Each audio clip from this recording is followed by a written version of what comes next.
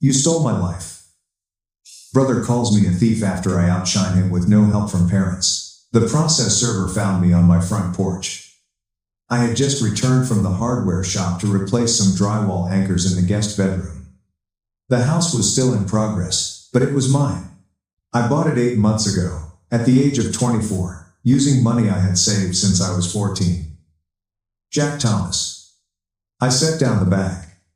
Yeah. He handed me the envelope. You've been served. He then strolled away, as if he hadn't just landed a bomb on my Tuesday afternoon. I stood there holding the envelope, which appeared to be official and legal in weight. I opened it slowly. Karen and Carl King versus Jack Thomas. My parents were suing me. I read the first page, then the second, and then went back and read them again to be sure I wasn't misunderstanding anything. Claim tortious interference with a potential economic gain. Additional arguments include unjust enrichment, fraud, and breach of familial obligation. Translation: they sued me because I was successful while my older brother Nathan was not. The accusations were absurd. Defendant Jack Thomas purposely manipulated family relations to get an unfair advantage. The defendant concealed critical business advice and mentorship from his brother Nathan King, causing Nathan's business ventures to fail. Defendant utilized his family name and reputation to grow his business while hindering his brother's attempts. Defendant obtained secret financial assistance from extended family members, which he falsely claimed to have acquired independently. They demanded $300,000 in damages, and the transfer of my residence to Nathan as payment for lost possibilities. I sat down on the porch stairs. Read it again.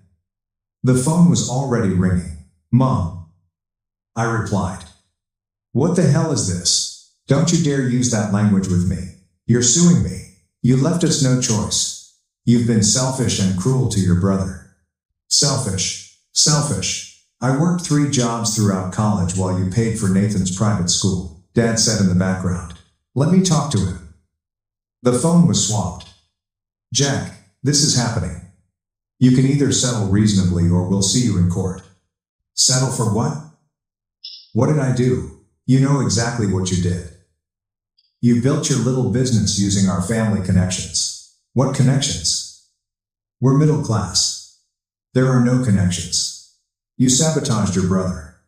Every time he tried to start something, you were there undermining him. I offered to help him.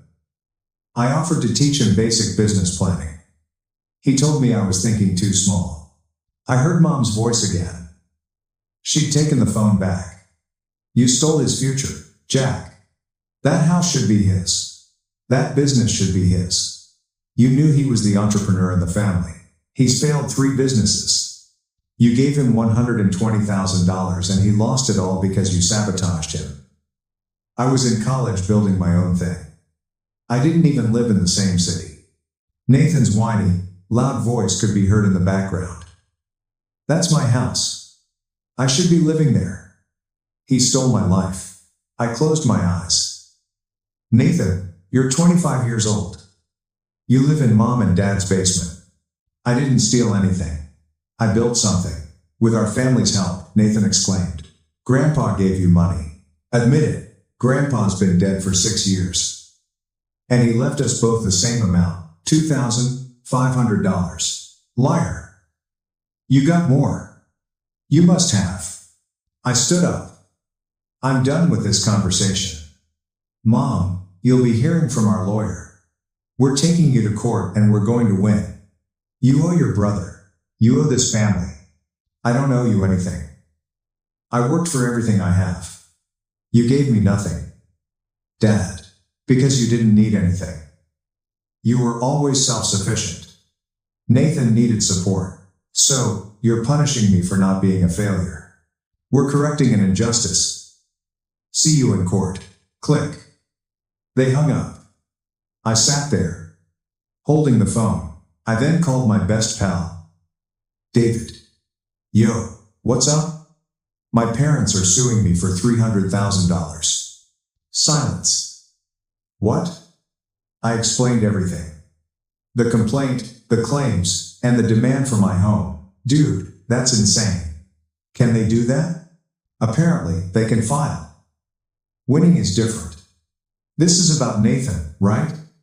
Golden child Nathan, who's failed at everything. Yeah, man.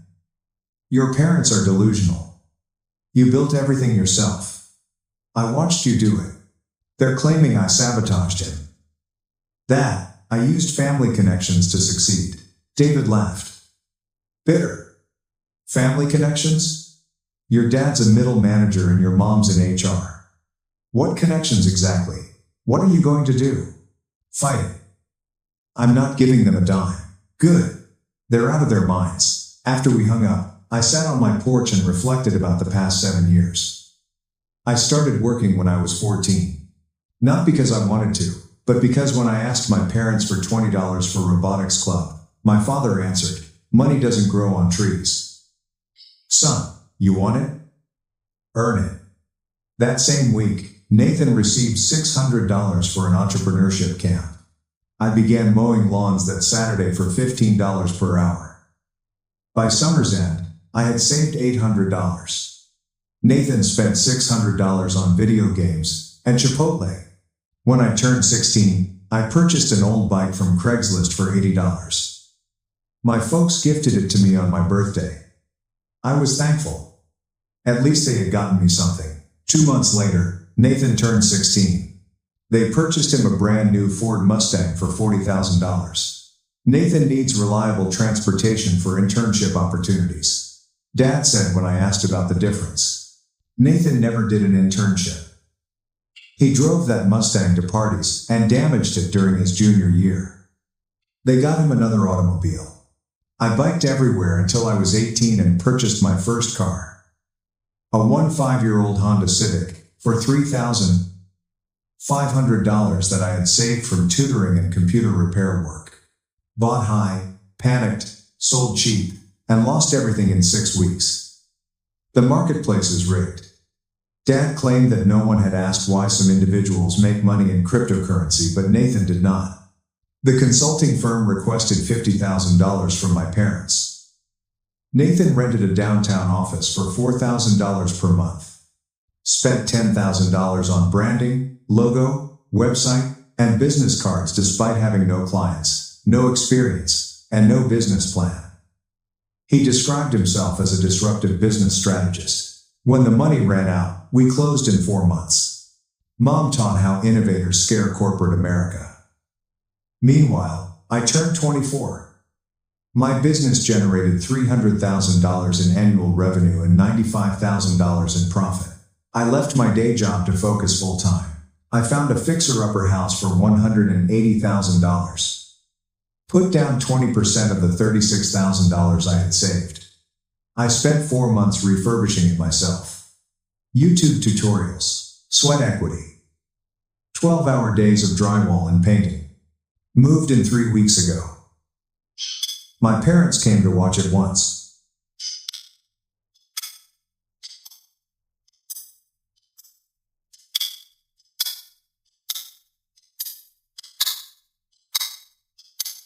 Must be nice to get lucky with timing, Dad commented, glancing around. Not, congratulations. Not, we're proud. Not, how did you do this? It was just luck, they explained. And now they're suing me, alleging I stole Nathan's future. I sat on my porch till sunset. Then I went inside, opened my laptop, and looked up lawyers. Found Blackwell and Associates, a firm that specializes in defending against bogus claims. The reviews were nasty, in the greatest way. I destroyed my ex's frivolous lawsuit and forced them to pay my legal bills. They don't just win, they make the opposing side regret filing. Perfect. I called and left a message. My parents are suing me because I am more prosperous than my sibling. I want to fight this and make them regret it. The next morning, my phone rang at 8 a.m. Hello? Jack Thomas. This is David Blackwell. Received your message. Tell me exactly what I did. The golden child dynamic. They'd given Nathan $120,000. They had given me $0. The complaint claimed that I had somehow stolen Nathan's opportunities. Blackwell listened without interrupting. When I finished, he commented, "This is one of the most frivolous suits I've seen in 20 years of practice." Can they win? Absolutely not. Their claims lack legal merit. But, Jack, I'd like to ask you something. Do you want to win or make a statement? What kind of statement? Countersuit. Misuse of procedure, malicious prosecution, and intentional infliction of mental distress. Make them pay for your legal fees. Make it so expensive and terrible that they never try this trash with anyone else. I thought about it for exactly 3 seconds. Let's make an example out of them. Good. I'll need evidence, such as tax returns, bank statements, and work records, to prove yourself. I have 7 years' worth of tax returns, W-2s from every job, and business incorporation documentation. Perfect. Send it all. They are claiming fraud. That you covertly obtained assistance. We are going to show that they deceived the court by filing this garbage. How long until the trial? It will most likely be 7 months. The discovery will be interesting. We will depose them under oath. Make them explain how you snatched opportunities you never asked for. I smiled. First time since being served. When do we start? We already did. I'll file our answer tomorrow. And Jack? Yeah. They still think of you as the youngster who refused to fight back. Show them who you've become. Following the call, I spent the rest of the day preparing my case. I retrieved every text conversation in which they applauded Nathan's vision despite his failings. Every Facebook post commemorates his adventures. Every family dinner when they dismissed my accomplishments. Every receipt proved that I had never received a cent from them. By midnight, I'd completed a 47-page chronology. Nathan received a $50,000 food truck, $40,000 in cryptocurrency, $35,000 in consulting, and $220,000 in co-signed college loans, for a total parental investment of $345,000. Jack received nothing. Nathan is currently in debt for $180,000. He lives in his parents' basement, and he has 3 unsuccessful enterprises. Jack's current net worth is $95,000. Business owner, homeowner, no debt. Subject line and evidence: how to undermine your parents' lawsuit. I emailed it to Blackwell. Went to bed. And slept better than I had in weeks because, for the first time in my life, I was not taking their trash quietly. They desired conflict. When I quit playing nice, they were about to discover my true potential. The countersuit arrived 2 weeks after Blackwell was hired. I was at my work, fulfilling orders, when my phone rang. Blackwell. They were served an hour ago. Your mother contacted my office and screamed. What exactly did she say? Are you an ungrateful son? Are we monsters? Is she calling the bar association? Standard terror when people discover they've been screwed. What will happen now? Discovery. We question them under oath. Request documentation. Make them prove their assertions. It's about to turn ugly. Good. That evening, my phone exploded. There are 17 missed calls. 12 from Mom, 3 from Dad, and 2 from Nathan. I listened to one voicemail. Mom cries, "How could you do this to us? We are your parents. You are countersuing us." This is elder abuse. They were 58. I removed the remainder without listening. Nathan sent a text. You are disgusting. I hope you're pleased wrecking the family. I blocked his phone number. Dad sent a text. It's gone too far. Drop the countersuit. And we will drop ours. Let's be adults. I replied. You sued me first. You started it. I'm finished, he said, without responding. The next day, David came over with beer and pizza. Dude, your family's losing their minds on Facebook. I'm not on Facebook. I understand. That's why I'm showing you. He took out his phone. My mother had written, heartbroken doesn't begin to convey how we feel. We tried to assist our youngest son comprehend family obligations, but he replied by suing us. We just wanted him to help his poor brother. Instead, he's chosen money before family and is praying for his soul. There were 200 comments, half of which supported her, and half of which called her out. My Aunt Linda made one comment. Karen, didn't you pay for Nathan's college and business? What did Jack receive? Mother's answer. Jack had always maintained his independence.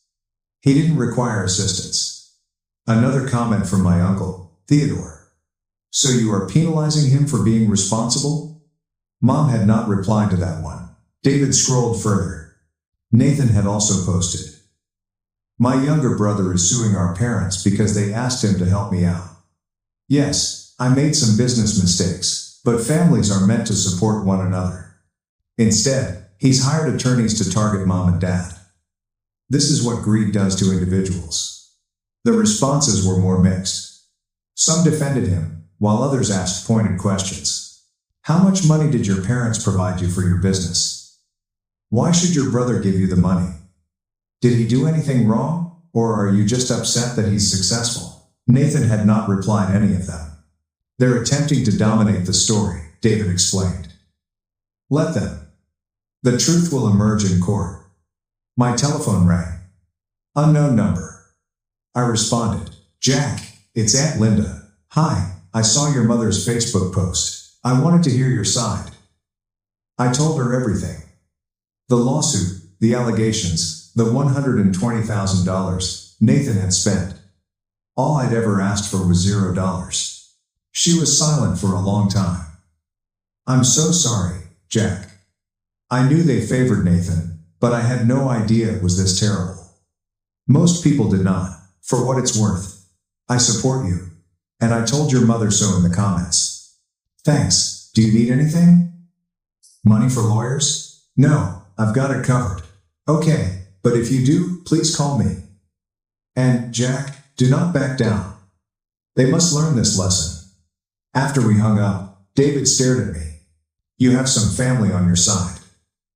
At least some, not all, but enough. 3 weeks later, the deposition began. Blackwell phoned me the night before. We are going to depose your parents tomorrow. I'm going to ask very precise questions concerning money. It will be uncomfortable. Good. Your job is to remain calm. Do not react. Just let me work. I get it. The deposition took place in Blackwell's office, which included a conference room, table, chairs, and a court reporter. My parents arrived with their lawyer, a man named Foster, who appeared uncomfortable from the moment he walked in. Mom would not look at me. Dad glared. The court reporter swore them in. Blackwell began with my mother. It took him exactly 20 minutes to debunk her entire tale. How much money does Nathan have for business? $120,000. How much does Jack get? $0. How much does Nathan's college tuition cost?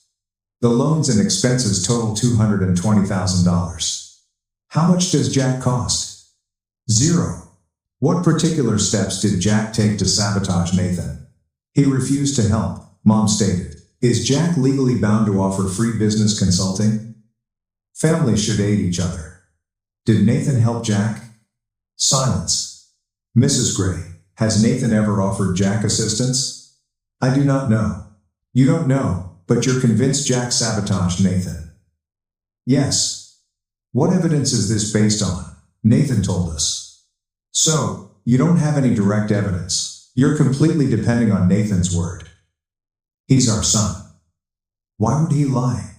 Blackwell produced bank statements, receipts, and transaction records, talked her through every dollar they'd given Nathan, and had her confirm on the record that I'd received nothing.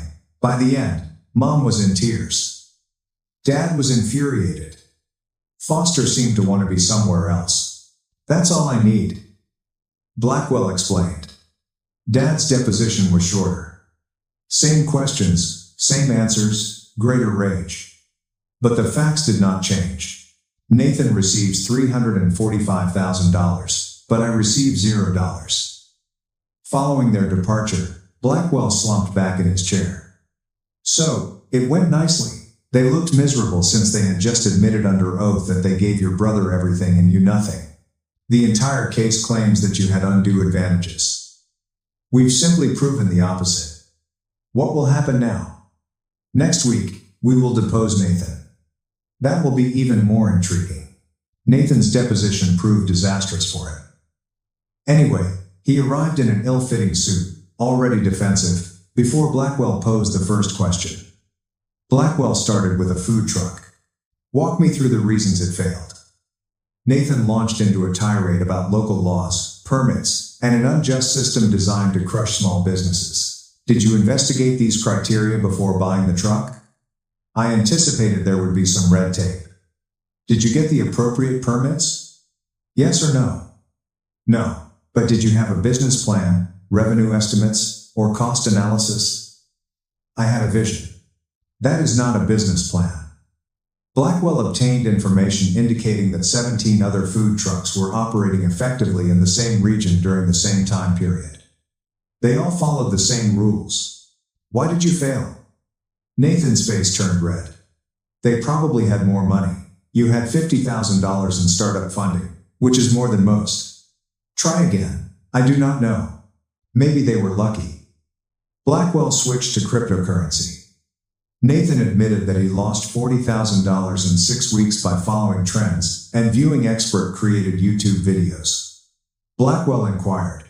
Yes, there are many people with different points of view.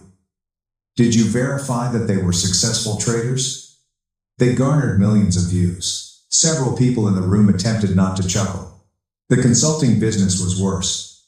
Nathan acknowledged that he rented a $3,500 office with no clients, spent $10,000 on branding with no results, and shuttered after 4 months. You spent $30,000 with no business plan, no clients, and no results. Is this accurate? I was constructing the foundation. You spent money you didn't have on appearance rather than substance. Then came the big question. Mr. King, you say that Jack sabotaged your businesses. How specifically? He refused to aid me. Did you ask him for assistance? Nathan hesitated. I shared my opinions. Did you make an express request for help? Yes or no? Not in those words. So Jack hindered your efforts by refusing to provide assistance that you had never requested. Families should help without being asked. Have you helped Jack with his business? Silence. Mr. King, what did you do to help Jack's business? I encouraged him. How specifically? I don't recall exact conversations. Because there were none. You never assisted, never volunteered, and never inquired about his business. But you're suing him because he didn't help you. Nathan's face was crimson. He possessed advantages. Like, what? He is smarter. He always received better grades. So you are suing him because he is intelligent? No, he simply had it simpler. He worked 3 jobs while college. You went to a party. He created a business while eating ramen. You spent $120,000 failing. Which portion was easier? Nathan stood up. This is Foster. Softly. Sit down. Nathan sat, breathing heavily. Blackwell closed the folder. One final question. In your lawsuit, you argue that Jack's house should be transferred to you. Why do you believe you are entitled to a house that you did not earn, pay for, or build? Nathan glared at me with venom. Because it should have been mine. That is my life that he is living. Why should it have been yours? Because I am the eldest. I am meant to be successful. Everything he owns should be mine. Blackwell smiled. Thank you. That was all I needed. After Nathan had rushed out, Blackwell turned to me. That was a gift. How is this so? He just confessed under oath that he feels he is entitled to your possessions merely by being born first. No judge in the country will agree with that. What will happen now? Now we wait for the trial. But, honestly, I don't believe it will reach that far. Why not? Because Foster will tell them they don't have a case. We have testimony to back it up. And our countersuit will cost them more than their pride can bear. He was correct. 3 days later, Foster called Blackwell to discuss the deal. Blackwell phoned me. They want to drop everything their suit, our countersuit. Leave without a trace. No. No. I want them sanctioned. I want the judge to officially decide that their case was frivolous. I wanted it on record that they wasted both the courts and my time. That is aggressive. They sued me for succeeding. They attempted to steal my house after their golden child failed. I want penalties. Blackwell was silent for a moment. Then, okay, I'll tell Foster no deal. When's the trial? 4 weeks. And, Jack, once they see you're serious, they'll panic. Good. Let them panic. That night, I sat in my house, which I had bought, refurbished, and earned for myself, and felt nothing. No guilt, doubt, or second thoughts. They had attempted to ruin me legally for the crime of success. They were about to discover what happens when you begin a battle with someone who has nothing to prove and nothing to lose. The trial was in 4 weeks, and I planned to make sure they remembered it for the rest of their lives. 4 weeks felt both too long and too short. My parents tried everything to get me to settle. Mom sent voicemails crying about how this was ripping her family apart. Dad sent emails about being reasonable and considering the family's reputation. Nathan sent messages from fresh numbers that I continued to block, calling me every name in the book. I ignored it all. Blackwell kept me informed about their lawyers' increasingly desperate attempts to negotiate. Foster called for the 3rd time this week. They are willing to drop the action and cover your legal costs. No, Jack, it's $18,000 in fees. That is a win. I do not want their money. I want a decision. You understand that means standing trial in front of a judge with your parents? Yes. And are you prepared for that? I've been preparing for this all my life. Just didn't realize it till now. David arrived 2 days before the trial began. Are you sure about this, man? This is your family. When they sued me, they no longer considered me to be family. What happens if you win and they lose everything? Their savings and reputation. They should have considered that before filing. No regrets. I thought about it. Really thought about it. The only regret I have is that I did not set boundaries sooner. For 21 years, I tolerated being treated as if I were less valuable than Nathan. This, I said, gesturing toward the legal documents on my table. This is just the final consequence of their choices. All right, I'll be there. Front row, trial day. I dressed a suit I'd purchased expressly for this occasion. Navy blue, well-fitted and professional. They appeared to have their act together, just as I did. The courthouse was located downtown. The old structure, the marble floors, and the distinct echo all contribute to a more serious atmosphere. Blackwell greeted me outside the courtroom. Ready? Yeah. Remember, stay calm. Let me do the talking. The judge is going to ask you some questions. Just answer honestly. Don't embellish. Don't get emotional. Got it. And Jack, we're going to win. We walked inside. My folks were already there with Foster. Mom looked like she had aged 5 years. Dad appeared annoyed. Nathan sat behind them, arms crossed and looking at me. The judge was a woman in her 60s. Judge Karen Black.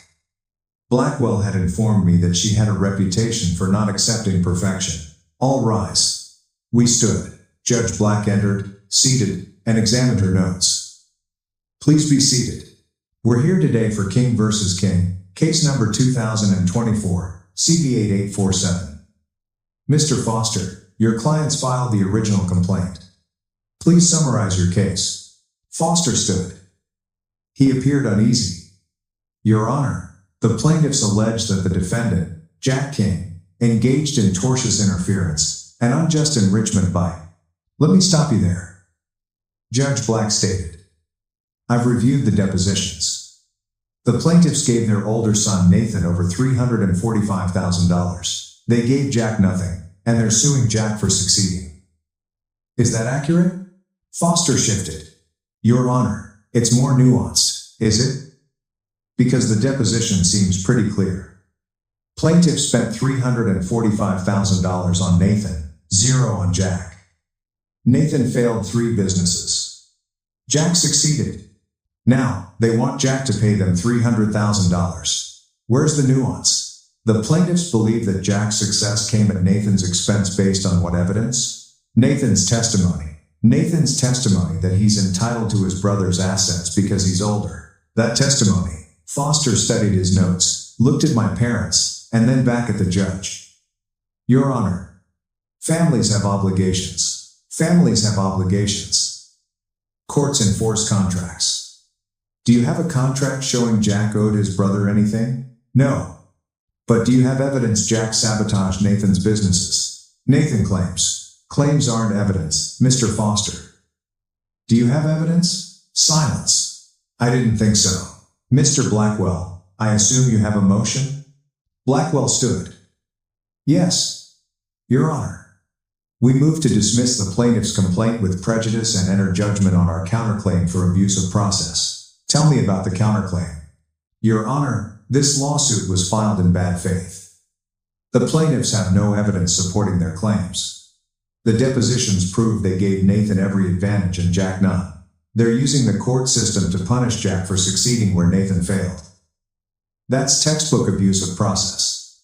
Judge Black gazed at my parents. Mr. and Mrs. King, do you understand what's happening here? Mom stood. Your Honor, we just wanted. Sit down, please. I'm not asking what you wanted. I'm telling you what you did. You filed a frivolous lawsuit against your son because you're embarrassed that you spent $345,000 on Nathan and he failed. While Jack succeeded with no help from you. Dad started speaking. The judge raised her hand. I've read the depositions. I've reviewed the evidence. This case never should have been filed. Mr. Foster, you should have advised your clients of that. Foster appeared miserable. Your Honor, I did advise. Not strongly enough, apparently. She went to her computer and typed something. Motion to dismiss is granted. The plaintiff's complaint is dismissed with prejudice. Judgment for the defendant on the counterclaim. The plaintiffs are ordered to pay defendant's attorney fees in the amount of. Blackwell glanced at her. What are we at? $18,400, Your Honor. $18,400. Additionally, I'm sanctioning the plaintiffs in the amount of $6,000 for filing a frivolous lawsuit. That's payable to the court, not the defendant. My mother gave a gasp. Dad placed his head in his hands. Furthermore, Judge Black went on. I'm ordering that this judgment be entered into the public record with a notation that this was a frivolous suit filed in bad faith. Any future litigation by the plaintiffs against the defendant on these same claims will result in additional sanctions. She glanced directly at my parents. Mr. and Mrs. King, I understand you're disappointed that your son's lives turned out differently than you expected, but your disappointment is not Jack's responsibility. You made choices about how to allocate your resources. Nathan made choices about how to use those resources, and Jack made different choices. He succeeded. That is not a crime or tortious interference. That is life. But Your Honor, Mom tried. I'm not finished. You came into this court asking for $250,000 in a house your son earned himself. Instead, you're leaving with a $23,000 judgment against you and a public record showing you sued your son for succeeding. I hope it was worthwhile. She slammed her gavel. We're adjourned. The courtroom fell silent for a moment. Then Nathan burst. This is he sabotaged me. Everyone knows it. Mr. King, the judge replied harshly. I suggest you leave before I hold you in contempt. Nathan stormed out.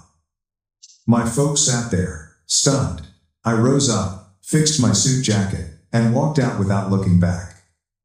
Outside the courtroom, Blackwell shook my hand. Congratulations. That was about as decisive as it gets. What happens now?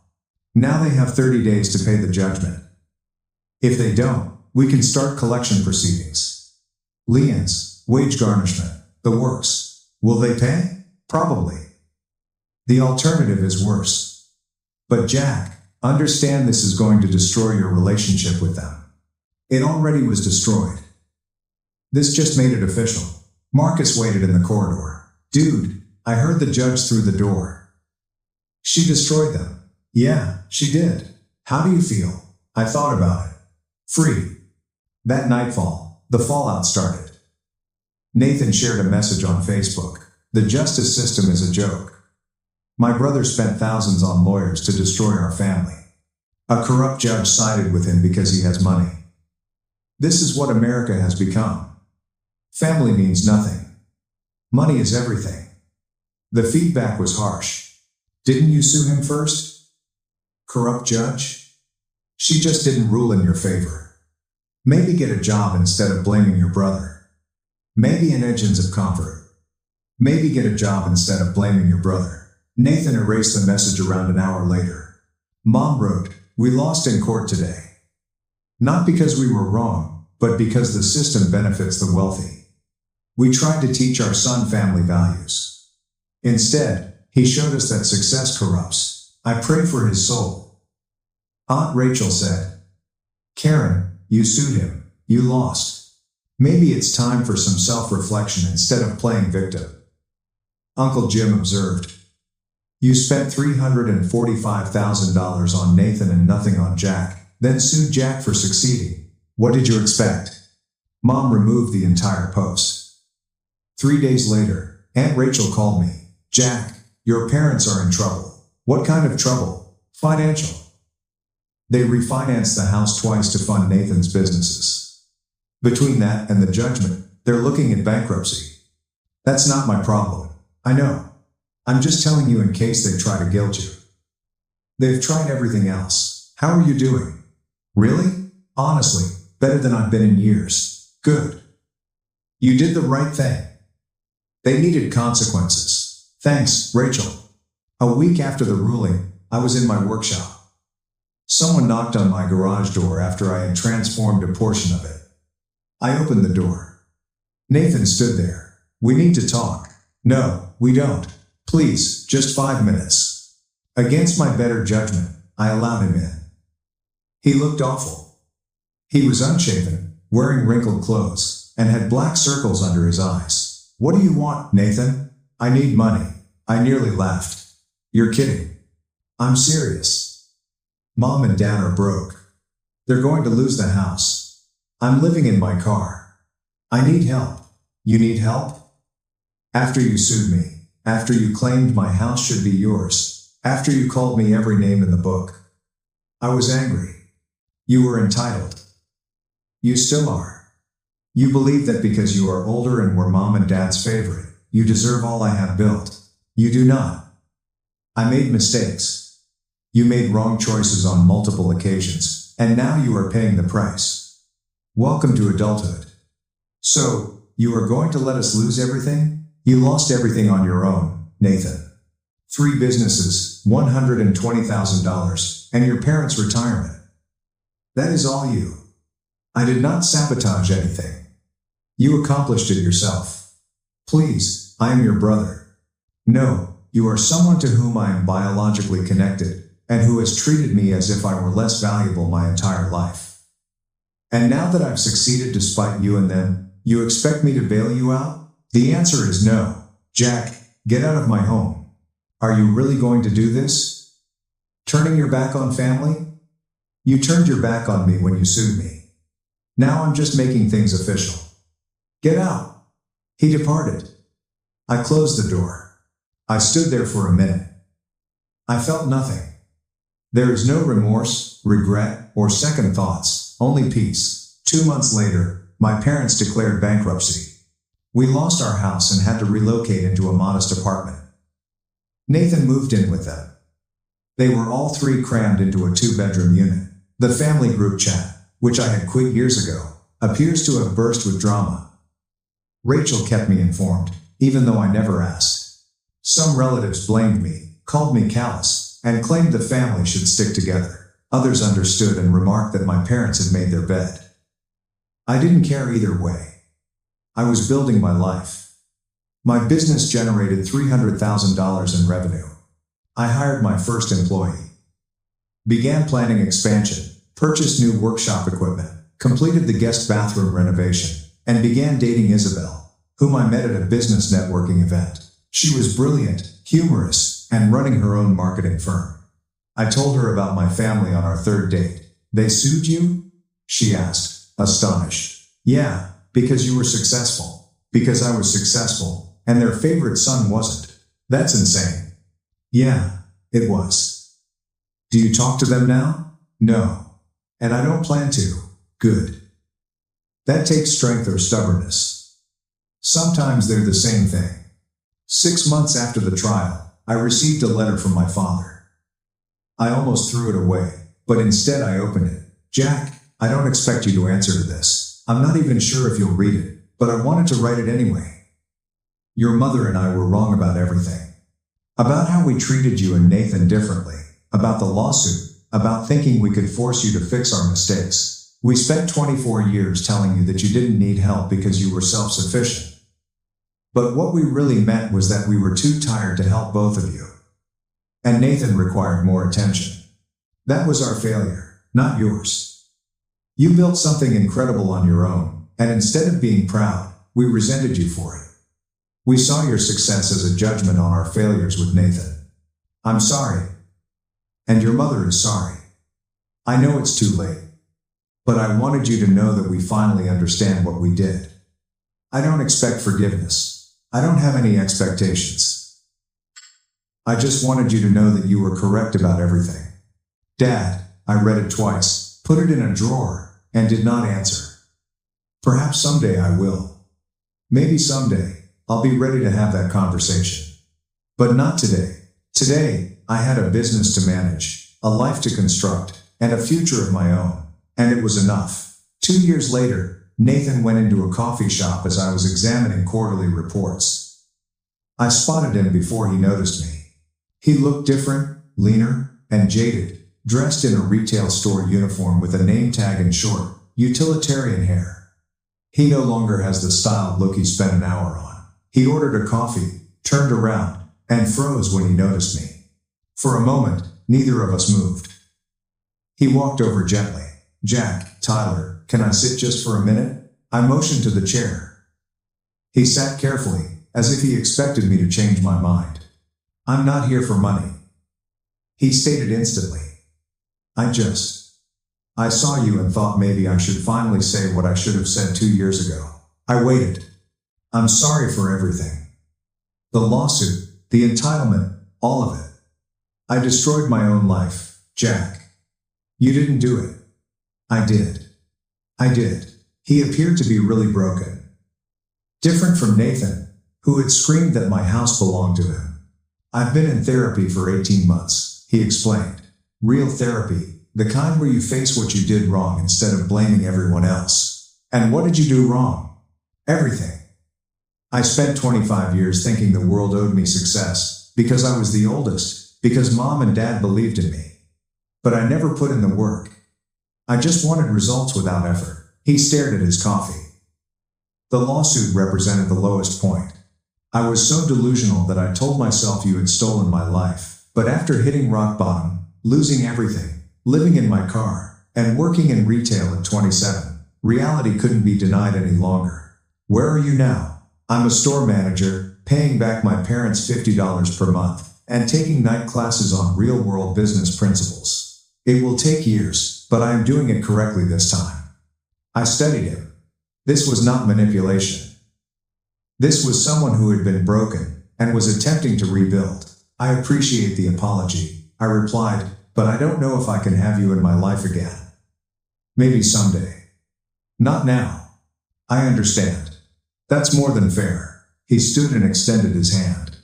I shook it. Take care of yourself, Jack. You, too.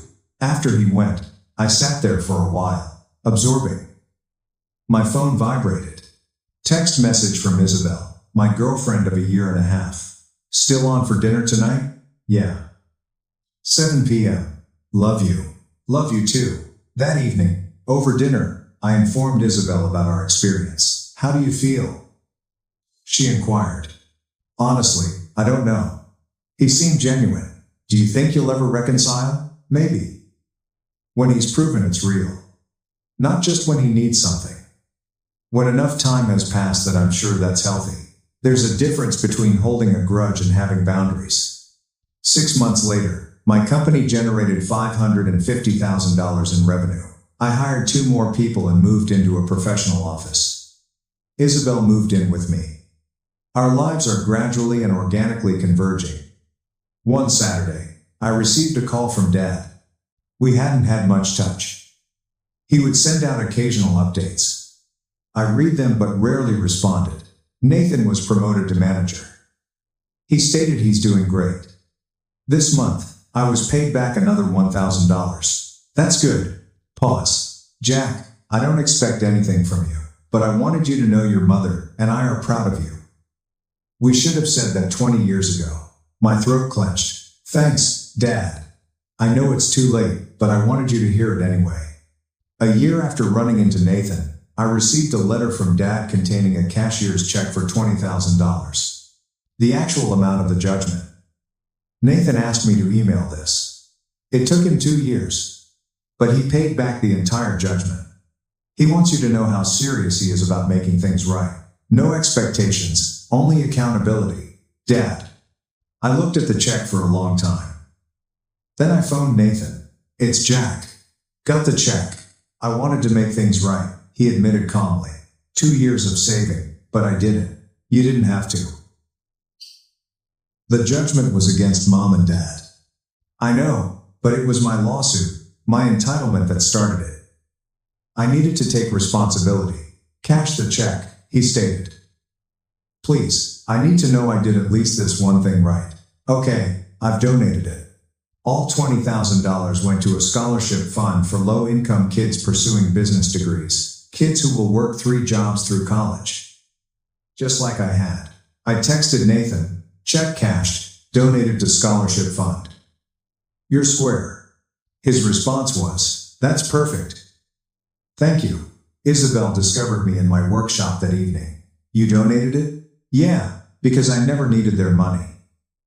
That was the whole point. She kissed me and said, I love you. I know. Are you going to talk to them? Your family. Eventually, when I'm ready, when it doesn't feel like giving up boundaries, just choosing to extend grace. 1 year later, I proposed to Isabel. A small proposal for just the 2 of us at the property I had restored myself. She said yes. We planned a simple wedding. From my side, there is only her family, our friends, Aunt Rachel, and Uncle Jim. 1 month before the wedding, Dad called. I heard about the wedding. Congratulations. I know we're not invited. I understand why, but I wanted you to know we're happy for you. Thanks, Dad. 6 months after the wedding, Isabel and I discovered she was pregnant. I waited a week to call Dad. Isabel and I are having a baby. Silence. Then his voice grew heavy with emotion.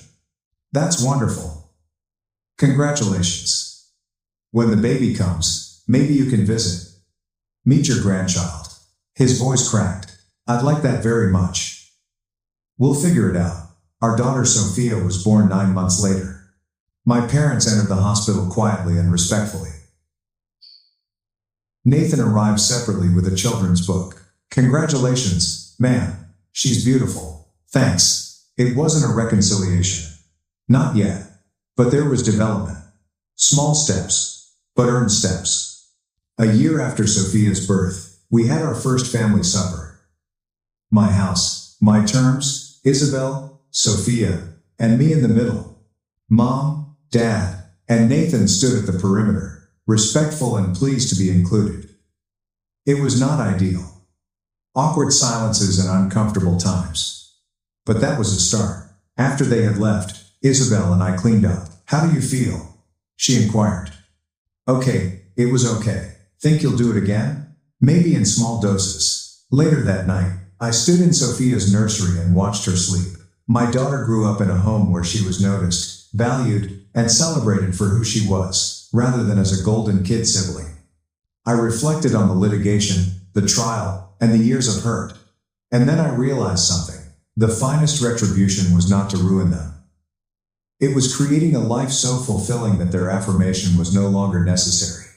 And then, when I was ready, and they had earned it, I let them back in, not because I needed them, but because I wanted to. That was power. That was peace. That was a huge success. Marry him and you'll be cut off. My parents said. 3 years later, They showed up with $40,000 in gifts when my sister couldn't have kids. Marry him and you'll be cut off. 3 years later, I was glowing with joy and life. And they came crawling back. I didn't need their apology, just closure. I'm 28, female, and 3 years ago, when I married Luke, 30, male, my family shunned me. Since then, we haven't spoken. Luke and I had been dating for 2 years before we decided to marry.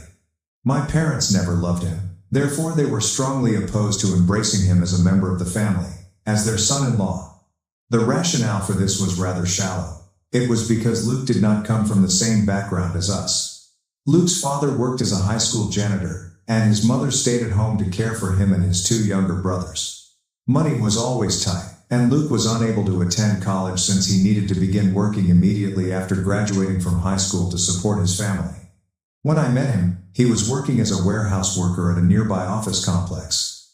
I'd regularly see him during my lunch breaks. After a month or two, I invited him out. I honestly didn't care what his work was or how much money he earned. He was attractive, and after a few dates, I knew he was the right guy for me. 6 months later, I introduced him to my parents. They were first pleased to see him, but as they learned more about his family and background, the less they liked him. They eventually began pressuring me to end my relationship with him since they did not believe we were a good match. Apparently, they sought to save me from heartbreak and informed me that the relationship would never work since we were too different. They predicted that the honeymoon phase would come to an end and that we would eventually part ways. I hail from a very wealthy business family. My grandparents founded an investing firm, which my parents now control. It's lucrative, and my parents have always been proud of their work, the money they make, where they come from, and the people they associate with. In short, they've always been quite snobby, but it has never rubbed off on me. In fact, whenever I saw them acting as if they were too wonderful for everyone else, it made me uncomfortable. I resolved at a young age that I did not want to be like that, and I believe I followed through on my decision. My parents hoped that both my sister and I would work for them and help them grow the business. But, honestly, working for my parents looked like a nightmare, so I began working elsewhere. I was already on thin ice because I had disappointed them by not joining the firm after graduation. I believe my decision to be with Luke was the final straw. So when we became engaged, they were outraged and offered me an ultimatum. I could either end the engagement and remain a member of the family, or they would disown me and make my sister the heir to their whole estate. To be honest, my sister was our parents' favorite child, and for good reason. She had earned it because, since I was a child, she had been exactly the type of person my parents had hoped to raise. Sophie, my sister, has always been exactly like my parents. She was likewise proud of our fortune, despite the fact that she had not contributed to its acquisition.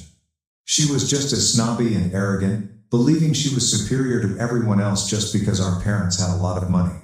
Sophie is my younger sister. She's 2 years younger, so I tried to make her act more like me, or a normal person, to be honest, but it never really worked. I believe she was just too much like my parents to recognize that the way they interacted with others was wrong. Anyway, I used to get along with her when we were younger, but when she started high school, she became a bit of a bully, and we stopped having a good connection. It was also somewhat disgusting to be continuously informed that I needed to be more like my sister when it came to mingling with others. According to my parents, I had no standards. There was also the fact that she lived her life exactly as our parents expected her to. She earned a business degree and began working with our parents to move the firm forward. She was now the model child for the ideal daughter.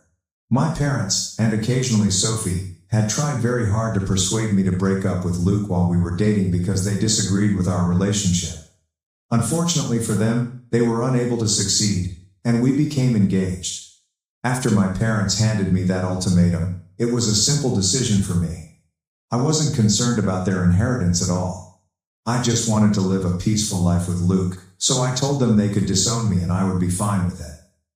About 3 months before my wedding, my parents openly proclaimed to the family that they were disowning me for marrying someone who plainly loved me solely because I came from a wealthy family. They wanted to know how long our marriage would endure if I didn't have the money I did. So far, with no possibility of inheritance, they were convinced that Luke would abandon me as soon as he discovered I had been disowned, and that my sister would receive the entire estate. But, judging by the fact that Luke and I are currently expecting our first child together, I guess they were mistaken. I was quite sad after they disowned me. Despite everything, they were my family, and I cherished them. But I never spoke with them again. They did not reach out to me either. I continued to work in human resources, and Luke was promoted to warehouse manager shortly after we married. The role also included a considerable rise. So life has been rather comfortable, and we have been very happy together. We found out I was pregnant a few months earlier, and now it was time to complete our joyful little family. Since they discovered Luke and I were dating, my in-laws have treated me as if I were their own daughter, and they have never let me miss my own family. I was very satisfied with life, and there was no drama until 2 weeks ago, when Sophie texted me to say that our parents could be coming to see me soon. And, in case you're wondering why she warned me, it's not because she had magically transformed into a better person. She just reached out because she was angry with our parents. Apparently, a year ago, they paired her up with a guy who happened to be the son of a very close friend. She decided to go out with him, give him a chance, and see where things went. Our parents always spoke favorably of his family, because, of course, they came from similar financial backgrounds. The guy was also fairly well off. He proposed to Sophie about a month ago, after they had been dating for about a year. She thought this would make the family happy, and she was also eager to settle down and have her own family. But before they could announce their engagement, the guy's parents urged that both of them undergo reproductive tests. They were hoping for a grandchild, and their son had previously been duped by another woman who had not stated that she had undergone a hysterectomy for medical reasons. They did not want to take the danger again. Sophie felt it was strange, but she agreed to do it because our parents wanted her to get it over with so they could announce their engagement. Unfortunately, they discovered she was sterile. They tested her a few more times just to be sure, but the findings were always the same. My parents went to her reproductive doctors, but they had no clear explanation for why this was happening to her. The guy eventually broke up with her since he did not want to go against his family's wishes. And the most lovely aspect of it all? My folks are currently blaming her for some reason. I don't even want to go into how messed up everything is. I was terrified when I read the text she sent, and by the end of the message, I was extremely angry. She said she was telling me all of this because she knew our parents would contact me soon. They had learned from a few of my cousins that I was expecting, and because they no longer had a chance of having grandkids from her, I was their only hope. After reading the message, I chatted with Luke. We determined that, regardless of what happened, we would not reunite with them. It was simply not worth it, and, after how they handled Sophie, I wanted nothing to do with them. My parents arrived at my door 3 days ago, just as Sophie had mentioned. When I opened it, they hugged me and said they had heard they were going to be grandparents. They wanted to move on from the past and start over. That's why they came to reconcile with me. They even brought gifts totaling about $40,000 that were still in the car. The mention of the gifts and their worth irritated me even more. I was only a few months into my pregnancy, so I wasn't showing, and I was wearing pretty loose clothes. So I told my parents that what they had heard about my becoming pregnant was not real. I also told them I had recently spoken with Sophie and understood exactly why they were there. So, even if it were true, I had no desire to reconcile with them. I'm my own person, not a baby-making machine. And if they simply wanted to reconnect because I was their only chance at having grandchildren, I didn't want that kind of relationship at all. I also informed them I knew what I was worth, and it was definitely more than $40,000. Before I shut the door, I was extremely satisfied. I don't believe I did anything wrong because, given how they treated both me and Sophie, I don't believe they deserve the opportunity to have the kind of family they desire. But then my father sent me a note, and now I'm kind of confused, which is why I'm here to ask for guidance on what to do. It's not a very long message, so I'll simply paste it here and let you make of it what you will. Dad's message: we came to visit you and make things right because we know you're pregnant. I know you had specifically told everyone not to tell us about it just yet, but everyone in the family agreed it was time to make things right with you, and so did we. You have no idea how sorry your mother and I felt about everything after you married.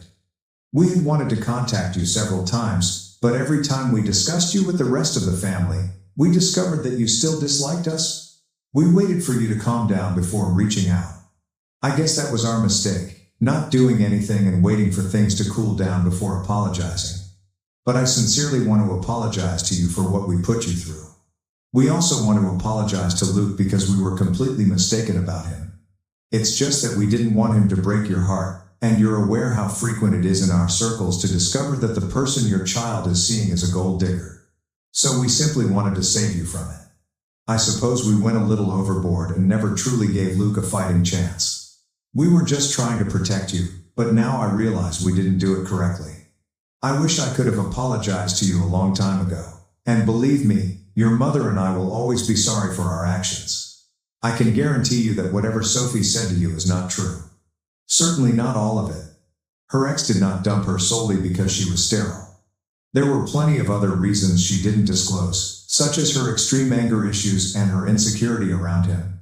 I bet she didn't tell you about it, but her ex later contacted us to let us know that they were the real reasons he left her, not simply the fertility troubles. Finally, I know you're worth far more than the presents we provided. We just wanted to express how sad we were, and still are, from the bottom of our hearts. I hope you see this and forgive us. So this is what they sent. And now I'm extremely perplexed. I'm desperate to discover the truth about everything, but I'm not sure whether it's really my responsibility anymore. I also feel like a jerk since I slammed the door on my parents when they tried to reconcile with me. And now I'm wondering whether I'm the asshole for ignoring my parents' attempts to make things right with me.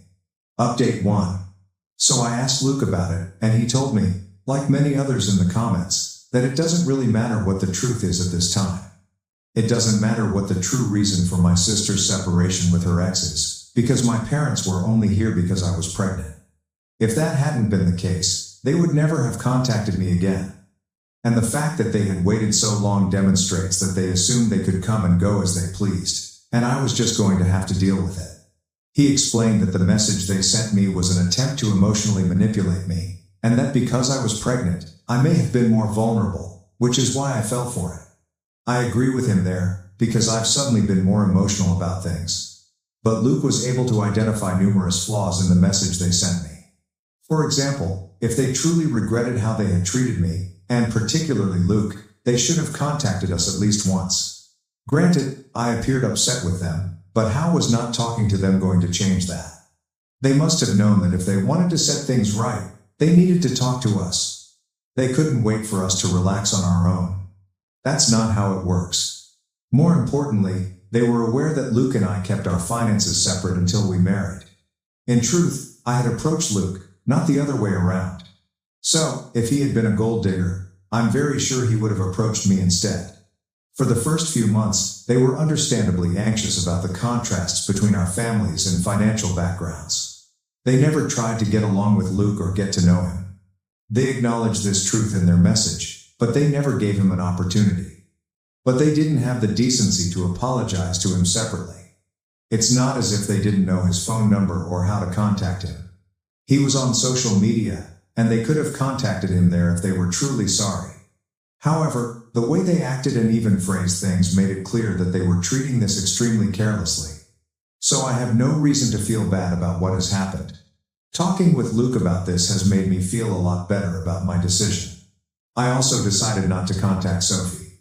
I'm not sure what her motives were, but one thing is certain, she didn't reach out to me out of the kindness of her heart. Some people in the comments complained that I was being too hard on Sophie because she had a bad experience recently and merely wanted to warn me. So I should probably refrain from saying such negative things about her because, in the end, she did me a favor by informing me that my parents would be visiting. That might be true. However, this does not invalidate her previous actions. She cut me off on the same day as my parents and never followed up with me again. Not to mention that I had previously discussed her personality in my original post. She had always been biased toward Luke because his background and actions were no better than my parents. The only reason she told me about all of this was because she was upset with our parents. I'm very sure if things had worked out with the guy my parents had matched her up with, she wouldn't have contacted me, and everything would have stayed the same. So she did this to exact revenge on our parents, rather than to protect me. I understand she went through a terrible ordeal, and as a woman, I will always support her and maintain that the way her ex and our parents punished her for something she had no control over is wrong. But as her sister, I will never forgive her. And I really don't need to. I know that now. I haven't heard from my parents in a few days, and they haven't tried to contact me since that message. So I'm hoping they'll keep to that and not contact me after this. Because I genuinely do not want any more drama. I just want my pregnancy to be smooth and nice, and they will have to stay away. I'll decide whether or not to include them in my life after the baby is born. Because for now, my own happiness is my #1 priority. And it's not like my children will never know the affection of grandparents, uncles, and aunts. My in-laws, as well as Luke's brothers, have made an effort to check in on me every other weekend, whether by phone or in person. It warms my heart to see how tight their family is, and how quickly they welcomed me into their family after discovering their son adored me, with no drama or complaints. I wish my family had done the same, but alas. Update 2. My parents paid me a visit 2 weeks ago to reconcile with me. But I made it plain that I did not want to speak with them right now. We hadn't spoken since then, with the exception of the text message they sent me. I didn't even respond to that. I assumed they would take the hint and realize that this was not the time to disturb me. But clearly, they couldn't just let this go. They decided to show up again, yesterday. Luke and I spent the evening at home because it was a Sunday. Someone knocked on the door unexpectedly, despite the fact that we were not expecting any visitors. When Luke looked outside, he noticed my parents were standing there. He inquired if I wanted to let them in or not, and, obviously, I said no. So Luke instructed them to leave, and I went to my bedroom since I didn't want to deal with it right now. I was fatigued and not in the mood. Instead of leaving me alone when Luke told them to, my parents remained at the door and argued with him. They got so loud that I had to come back out and personally tell them to leave. Even then, they continued to argue with me, insisting that they were only here to make things right with me and that I should give them a chance. They argued that they had raised me, therefore this was the absolute minimum I could do for them. I tried to explain that I would speak with them when I was less emotionally volatile, but now was not the time to worry me. They refused to listen. Instead, they emphasized why I should be grateful to them for the life they had given me, claiming that I was stealing the opportunity to be grandparents from them, all because of a stupid little lapse in judgment 3 years prior. They sounded very unhappy with me, which irritated me because they were in no position to make demands right now. And their stupid little lapse in judgment, as they phrased it, had caused a lot of sorrow and misery for me, so perhaps it wasn't as minor as they imagined. It was up to me to decide whether to forgive them now or in 5 years. They couldn't make me forgive them, and they needed to understand this. My sole error in the case was becoming very emotional and arguing with them, rather than simply contacting the cops and letting them handle it. Anyway, when I started debating with them, my mother burst into tears and accused me of being cold-hearted. She explained that she had already had to deal with the knowledge that Sophie would not be a mother, and now I was treating her this way despite everything she had gone through. I couldn't believe she had the nerve to express her feelings about how I was treating her. When my parents had put Sophie into a corner because she couldn't have children, she felt compelled to tell me about it, even though she hadn't spoken to me in years. After that, I simply snapped. I informed my parents that in order to be good grandparents, they first had to be decent parents, which they had failed badly at. First, they had wrecked their connection with me simply because they couldn't understand my want to be with Luke. He wasn't a spoiled rich brat like most people in our circle. Instead, he was a trustworthy and diligent individual. Clearly, they were not the ideals they stood for. As if that wasn't awful enough, they had wrecked their relationship with Sophie, their golden child. She had done everything right her entire life to impress them, and still they could only see one thing: she was sterile. They had reduced her to just one condition and pushed her away, despite the fact that her entire life she had done nothing but attempt to make them happy. At least in my case, they had the justification that I had constantly gone against them, which made it extremely easy to cut me off. But there was no justification for them to be so nasty to Sophie, especially at a time when they should have been supporting her. They had failed both of us, and they had no right to claim a place in our life. I'm not sure about Sophie, but I wasn't going to forgive them anytime soon.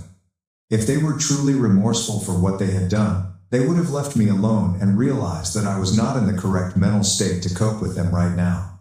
Instead of simply dealing with their punishment, not talking to me until I was ready, they decided to impose their presence on us and expect me to be fine with it. I was not pleased with it, and I told them so. Even after everything I said, if they didn't leave me alone, I'd have to call the cops, which would not look good for them. They only departed after that, and I was quite distraught for hours afterwards. I shouldn't have come out of my room to talk to them, but I'm glad I was able to get everything off my chest. I needed to express these things aloud. I needed them to hear it so they understood how horribly they had failed both of their children. And now that it's out there, I feel a lot lighter. Of course, I regret spending my evening fighting with them. It was a complete waste of time. But at least something positive came out of it. Update 3. Hello folks. So, almost 3 months have passed since my last report, and I'm well into my pregnancy now. I'm clearly showing, and my baby will arrive in 2 to 3 months, hopefully. Not much has changed since the last time I posted here. Part of the reason I was so idle was that I didn't have much to say. After our last dispute, my parents finally honored my wishes and did not contact me again. And no, I haven't maintained in touch with Sophie since, as I previously stated, we no longer have a relationship. According to my relatives, she resigned her job and no longer works for our family business. So it's quite sad, but I don't think my parents will be able to fulfill their ambition of having their daughters carry on their company's legacy, unless I change my mind later. I'm providing this update now since my parents' lawyer called me a few days ago. The final time the guy contacted me, he told me that my parents had formally disowned me and that I would not receive any inheritance from them. This time, he had the opposite news for me. He informed me that my parents had decided to re-establish my inheritance by changing their will to include me. Again, I'm not sure whether this is an attempt to placate me before the kid arrives, but it hasn't eased my feelings toward them thus far. However, if I were to look at the future, I would absolutely prefer to take over my parents' business after they retire. And having Luke run with me would provide poetic justice. I haven't given it much thought yet. But I plan to inform my parents when my kid is born that if they agree to let me take over the firm and sign the papers, I may consider allowing them to have a relationship with their grandson. I know that seems selfish, but I believe Luke and I have worked hard enough, and we deserve it. It will also demonstrate to us just how remorseful my parents are. And if Sophie wants to work with us, I'm not against it. However, for the time being, this is only a plan, and none of it has been put into action. Luke agrees with the concept, and will think about it when the kid is born. Thanks for watching and diving into this wild family drama with me. If you love Reddit family drama, don't forget to subscribe and turn on notifications so you never miss the next one.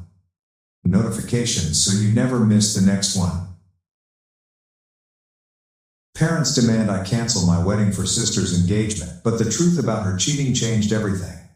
Engaged to my fiancé Jake, 30 million, I, a 28-year-old lady, have been for roughly 8 months. Up until last week, when my parents shocked us, our October wedding was scheduled and all was going according to plan. For background, Mia, 25F, our younger sister has always been the golden child in our family. She has been seeing Tom, 26 million, her lover for around 2 years. In practically every sphere of our existence, my parents have always showered Mia with royal care. Though I hate to sound negative, I have always felt as though hers dominates my successes. Mia was a cheerleader while I was a straight-A student playing on the volleyball team back in high school. Her achievements always seemed to eclipse all mine. Not to get me wrong, cheerleading merits just as much respect as any other sport, but would it have killed my parents to exhibit the same fervor for my events? I grew used to my absent parents and learned to expect almost little from them. I thus cut myself off from Mia, though deep down I knew it wasn't her responsibility. My immature self blamed mom for everything. My viewpoint altered only in college, when I met Jake, the love of my life. He let me see that I deserved just as much attention as everyone else and was deserving of affection. Jake showed me that every one of us is unique in our own right and that, should someone not value my accomplishments, well, that is their loss. I also realized that it was unfair to hold Mia totally responsible when our parents were clearly in charge. I thus resolved to try to rebuild whatever sisterly relationship we still had. I started letting her know she could talk to me about anything and checking up on her more often. She first hesitated naturally, but she soon grew more at ease sharing with me. We discussed practically anything, regardless of its silliness or gravity. Though our tastes and paths of life were different, I was glad our connection was getting better gradually. We seemed to be at last the sisters we ought to have been all along. Mia knew first when Jake proposed to her. Telling me she couldn't wait to help arrange my wedding, she was as eager as I was. Everything seemed ideal at that point. I was therefore really taken aback when my mother called last Wednesday. The call began innocuously enough. Mom inquired about wedding preparations, which was odd given her previous lack of enthusiasm. I ought to have seen something was wrong. She finally got right to the point after a few minutes of small talk. Mia and Tom were getting engaged. I started to be delighted for my sister as soon as those words emerged from her mouth. Better than this, what could be? Then I noticed Mom had stated, planning to get engaged, which threw me off. Mom said Mia had told her Tom had been hinting at proposing when I asked her what she meant by that. He had done all the other usual things, asked about her ring size, advised her to get a new outfit, and told her. Although these were rather clear indicators, Mia always had a tendency of romanticizing everything and exaggerating events to make them appear more than they really were. I wanted Mia not to have her expectations skyrocketing only to be let down. When I asked Mom whether she was absolutely convinced Tom was proposing, she answered boldly. That would have marked the end of the call, but another surprise was approaching, one I would not be pleased about. My mother asked me to call off our wedding since Tom and Mia were apparently engaged. I let out a gasp. Though I must have misinterpreted, I asked her to clarify. No, she was dead serious. For 10 months I had been planning. She wanted me to call off the wedding Jake had proposed. We had waited this long since we wanted the wedding of our dreams and refused to compromise on anything. Deposits for the caterers and other suppliers had already been laid down. Not to mention the inconvenience of rearranging things, moving everything back a year would entail losing a large sum of money. What had descended upon Mom and Dad was unknown to me. When we were short on money, they had volunteered to cover the venue. I assumed this was because they were at last interested in my life. Looking back, it seemed like they did it to challenge Jake's parents.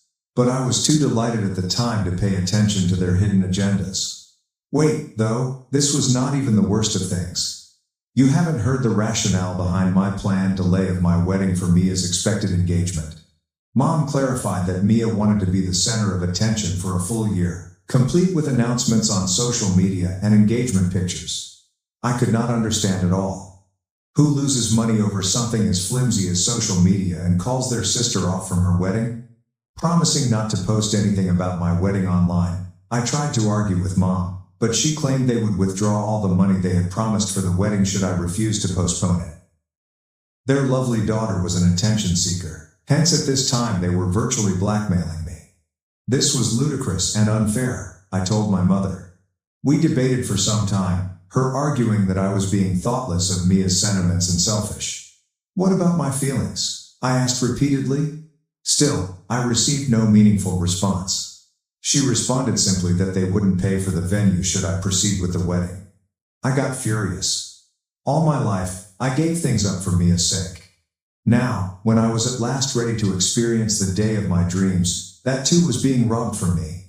Out of pure annoyance and rage, I did something I never would have done. I contacted Mia's fiancé, Tom, to let him know something about Mia he didn't know. The four of us, Jake and I, Mia and Tom, went on a double date some years ago when everything was good. One of those few times when we all had time to hang around together. I recall being quite content. We laughed, told stories, and for once everything seemed ideal. Mia and I excused ourselves to the bathroom to freshen at one point throughout the evening. Mia handed me her phone to hold as we corrected our makeup so she could wash her hands. A text message suddenly sprang up on the screen. It came from someone called Mike wondering whether they might get back together. My heart still missed a beat. Though I heard Mia had dated someone some years ago, I felt he was no more relevant. Not sure I could resist asking, "Who's Mike, and why is he asking to meet again?" Mia started to spin right away. She dismissed it, believing it was nothing. Just some old acquaintance extending outreach. Still, I could see her eyes ablaze with dread. I questioned once more whether something was developing between her and Mike. She said she had some texting back and forth, but she insisted it was not major. She shrugged her eyes and replied lightly, "Tom didn't need to know, it's nothing," when I inquired whether Tom knew about this. Tom seemed to be a nice man, totally loving Mia. Though I couldn't get rid of the uncomfortable sensation, I let it pass since Mia later on told me she was no longer corresponding with her ex. Right then, as Mia was trying to rob me of my bliss, my thoughts went crazy. I lay it all out when I phoned Tom, roughly following the text I had seen that day. And should that not be sufficient, I advised him to monitor his girlfriend. Looking back, I realized this was sort of improper, not the sort of truth I should have been imparting to Tom, of course, but the way I did it. But already it was too late. I spoke with Tom 2 days ago, and then Mom called. Just say I was glad I wasn't in front of her. She was yelling like a crazed person, as though a tragedy had hit. Her comments really impacted me as I had made a major error. Tom apparently told Mia they needed to talk when phoning her. Mia got all ready even though she was about to be engaged, but when she at last arrived at the location, Tom was quite irate. He inquired whether that was accurate and reiterated what I had said. Mia first denied it, but she grew angry when Tom wanted to see her phone, telling him he should believe her. Tom split from Mia at last. Mom and Dad never seemed likely to pardon me for this.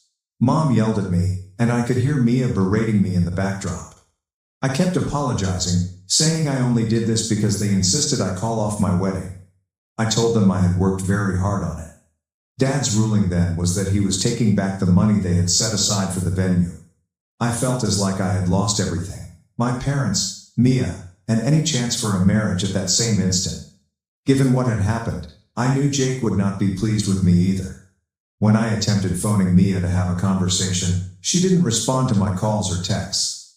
At the time, Jake was on a business trip, hence he was not aware that our wedding was under risk, partially because to me. Though it wasn't entirely my fault, the stress was intolerable and I felt bad for damaging Mia's relationship. I at last told Jake everything when he returned from his trip. He was quite helpful and encouraged me that we would work things out together. It relieves me. He helped me see that I ought to have done it even earlier, as being honest was the correct thing to do. Regarding the wedding, Jake and I decided to proceed even if it meant lowering expenses. We began generating ideas for financial savings. We contacted relatives and friends, outlining the circumstances and requesting assistance. Unbelievably, one of Jake's pals came to save us. He came upon us at a classy but reasonably priced location via one of his contacts. Given the current situation, we simply have to delay the wedding somewhat more, which is quite okay with me. I was attempting to stay in touch with my parents throughout this. Looking back, I'm not sure why I did this. At the time, I was afraid of being let down. I was living with guilt. Still, they were obstinate, refusing to show up for my wedding if it proceeded as scheduled. The wedding was still under preparation, and despite all the challenges, everything began to fall together. Sadly, many of my family RSVP'd that they would not be going or responded little at all. I could guess the news had gone without having to be Sherlock. One of my aunts told me Mom and Mia had depicted me as a soap opera villain who lied to undermine her sister's happiness and could not accept it. They even changed the story, saying Mia was already engaged and preparing to wed, but I later got engaged to take the front stage. Ignoring me was one thing, lying about my character took effort. By now I was exhausted. After all that had happened, I couldn't look and feel my best for a wedding. Simultaneously, I struggled to let my parents define me as they had throughout their lifetime. They accused me of being envious and cruel, attributing Mia's life destruction to me.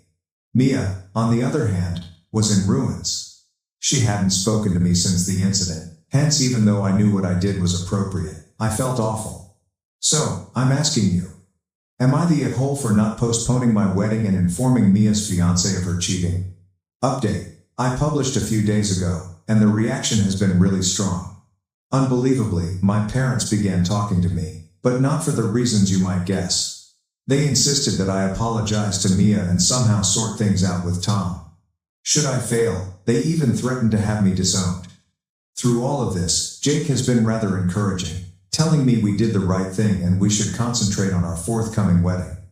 But at last Mia got back to me. Furious and devastated, she accused me of destroying her life and undermining her happiness out of spite. The talk was challenging. She wasn't open to hearing me try to explain my perspective. She persisted in arguing, regardless of what she had done, I had no right to meddle in her relationship. I lost my cool and asked her who gave her the right to believe she could influence my wedding plans that had been in place long before she was almost engaged. She hung up before I could even bring up the lies Mom and she had been telling about me. Meg, a childhood acquaintance I hadn't heard from in years, called me out of the blue when word of the family strife spread like wildfire. After moving out for college, I had disconnected from Meg, and our only means of contact was social media. But Mia had kept in touch with her for a bit longer. Their friendship reached into their early 20s. Meg also disclosed another startling story concerning Mia's adultery, one that happened around a year ago. Meg's 25th birthday celebration was attended by Mia without her then boyfriend Tom, who presumably was on a trip. Meg saw Mia growing more flirty with various male visitors, including her boyfriend, as the evening progressed and practically everyone was intoxicated.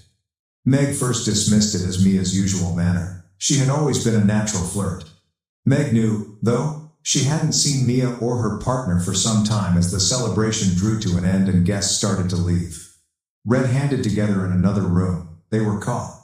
Given Mia and Tom had been dating 2 to 3 years at the time, this was very embarrassing. The episode split Meg and Mia and destroyed their friendship. When Meg learned about everything, she assumed I should know that Mia did nothing by mistake. She had become accustomed to this conduct and had somehow always gotten away with it. This fresh material really surprised me. Mia's dishonesty, I came to see, was not a one-time error but rather a habit. I asked Meg only one favor. Could she kindly forward this news to Tom herself? I was acting for a cause. When my fiancé Jake visited Tom, he was not doing well. Though he didn't say it, I'm sure he was also blaming me for what I had told him. He was second-guessing everything. Better still if someone else than me delivered this terrible news. I also wanted to avoid feeding the story that I was jealous of Mia, hence I didn't want to do this myself. Tom wanted to meet personally to go over things as soon as he received word from Meg. I accepted, expecting for some sort of conclusion or at least clear the air. Tom clearly was in shock from all that had transpired when we met at a neighborhood coffee shop. Meg's disclosure came to him like yet another wave, yet it was welcome to at last know the truth. Tom related how his split from Mia turned out. Mia was right to believe Tom intended to pop the question to her. Following our talk, he challenged Mia about the cheating, and she finally came clean. Though crushed, he valued my candor.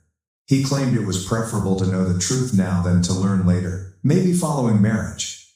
Tom said he had thought something was awry in their relationship for some time but couldn't pin it down until I phoned. We spoke for a lengthy period during which Tom revealed he intended to set aside time for personal healing and life review. Though it hurt, he appreciated me for having the guts to tell him the truth. Knowing I had done the right thing by being truthful with Tom, this chat brought me closure. Still, things with my family have not gotten better. My parents still support Mia. They think I was out of line and must make apologies.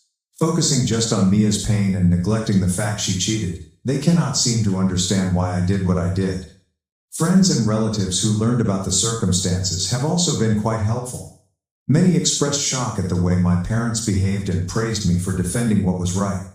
Though I have a mixed bag of feelings, I am appreciative of the help from people who see my viewpoint. I'm trying to keep concentrated on the good and keep wedding planning underway.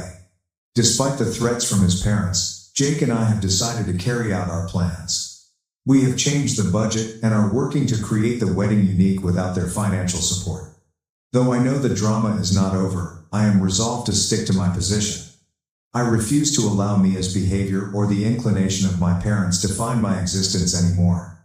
I have to give my future with Jake top priority and my happiness. Hey, everyone. Every moment that passes makes my life seem to get more convoluted.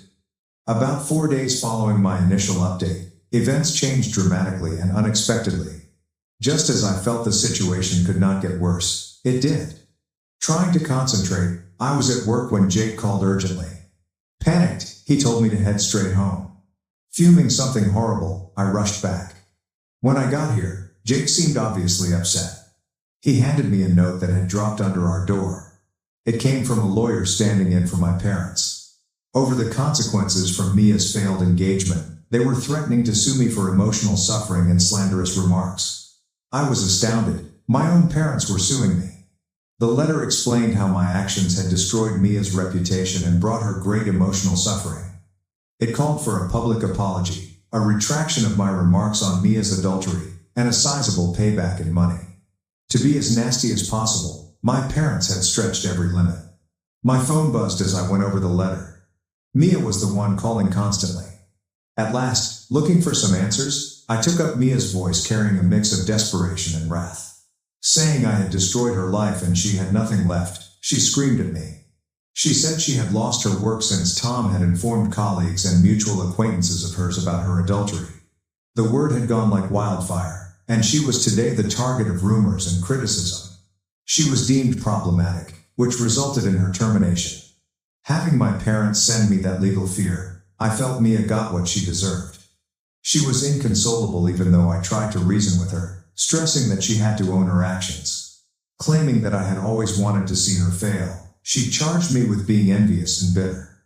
The chat made me feel forlorn and exhausted. The rest of the evening, Jake and I went over our choices. Although we couldn't let my parents pressure us into compliance, we couldn't afford to get caught in a legal fight with them. This legal fight would simply mark the nail in the coffin, as I believe they knew we were already juggling our wedding budget. I contacted a lawyer for help the next day.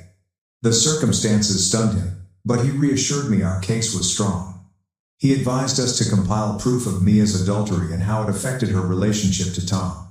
Should my parents carry out their threats, he also cautioned us to get ready for a counterclaim. All of this was going on when I got another unplanned call, this one from Tom's mother. Having heard about the circumstances, she wanted to thank me for guiding Tom toward the truth.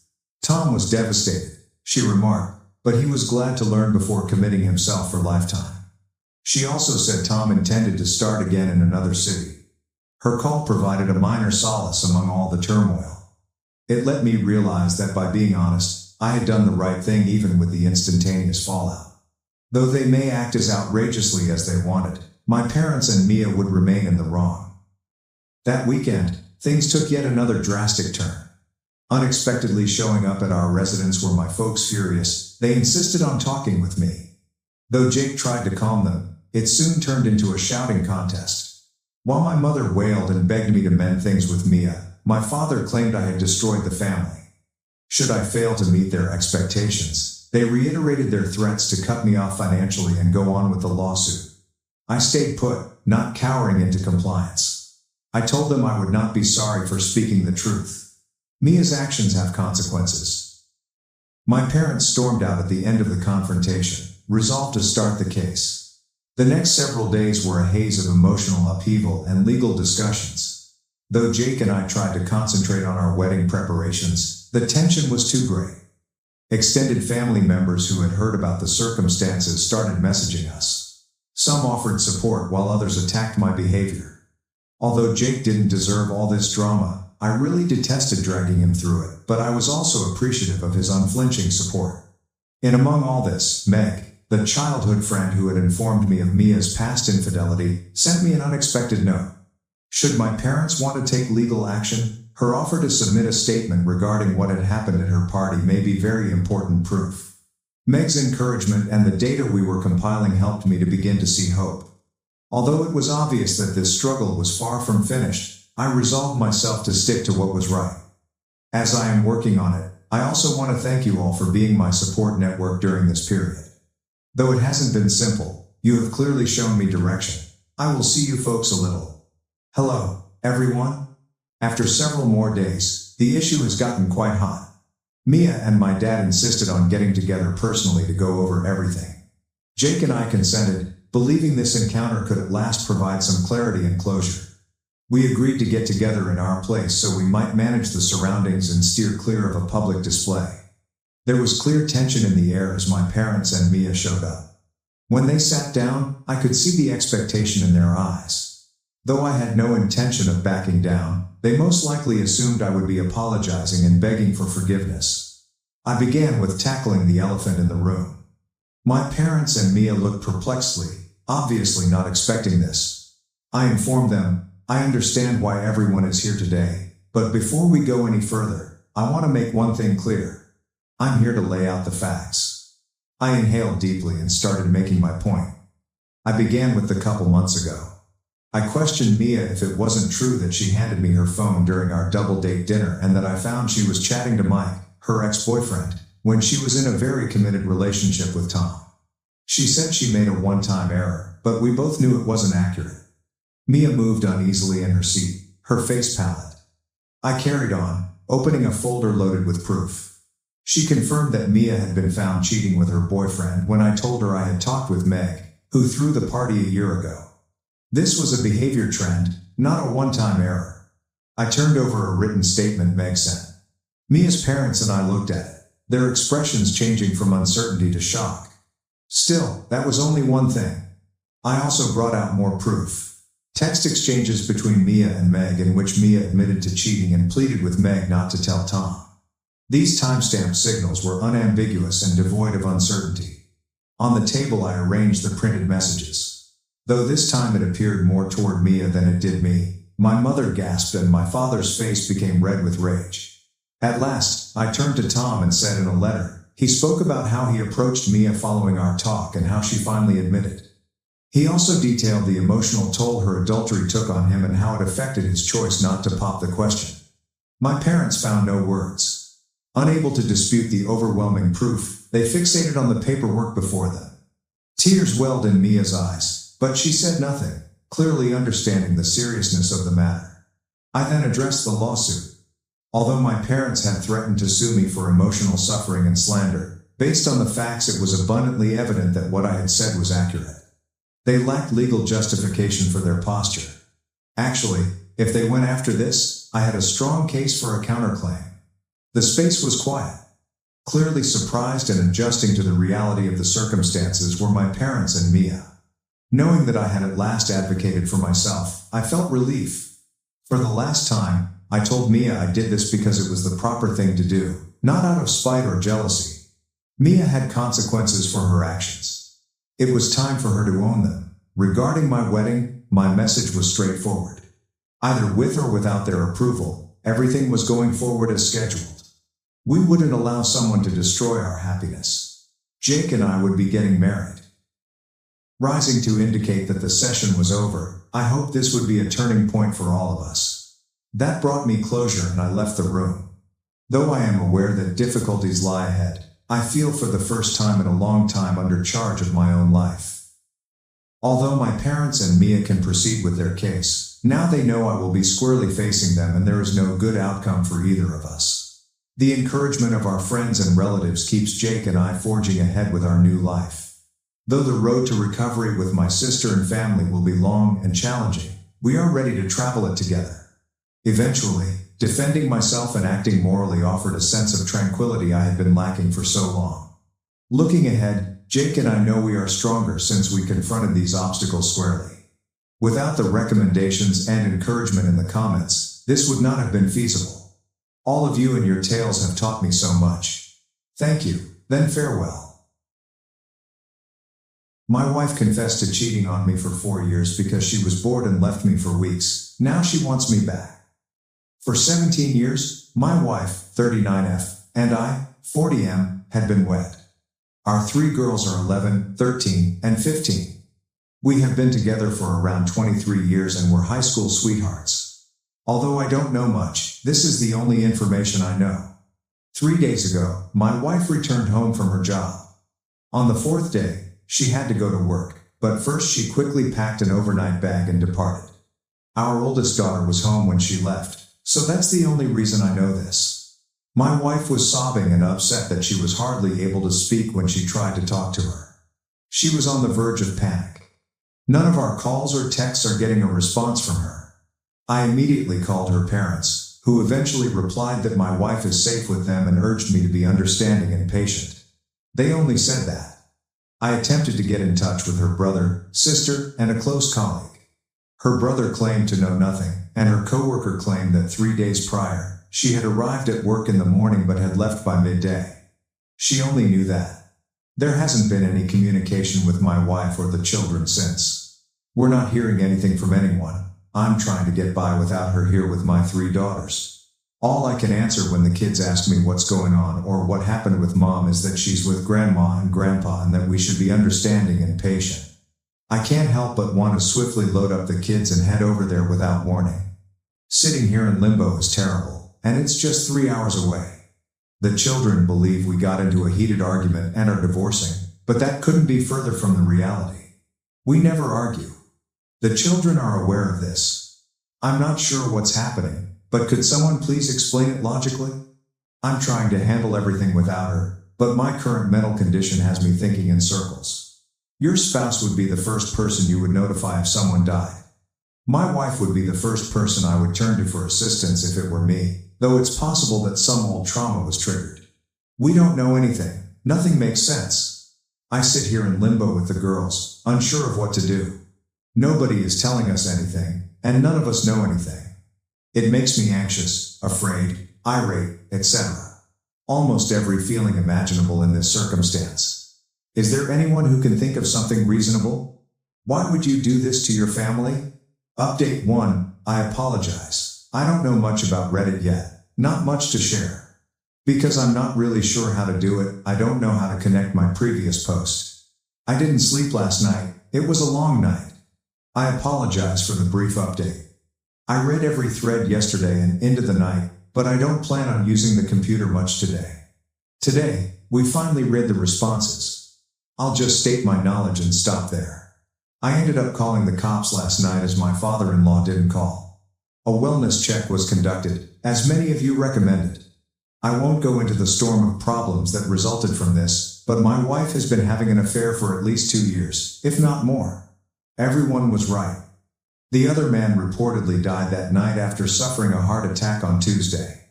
It seems likely that my sister-in-law and my mother-in-law have been aware of it and have been filling in for her. My wife still hasn't been in touch with either the girls or me. For the time being, I'm attempting to hide this from them, but to be honest, I don't know what to do next. I only know that, and it's enough to almost spell my demise. I appreciate all of your assistance and guidance. That's all, but I'm not sure how to get over this news.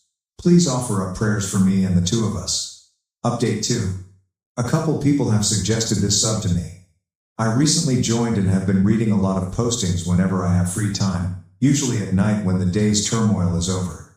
Naturally, the brain then takes over, and I have these depressive episodes.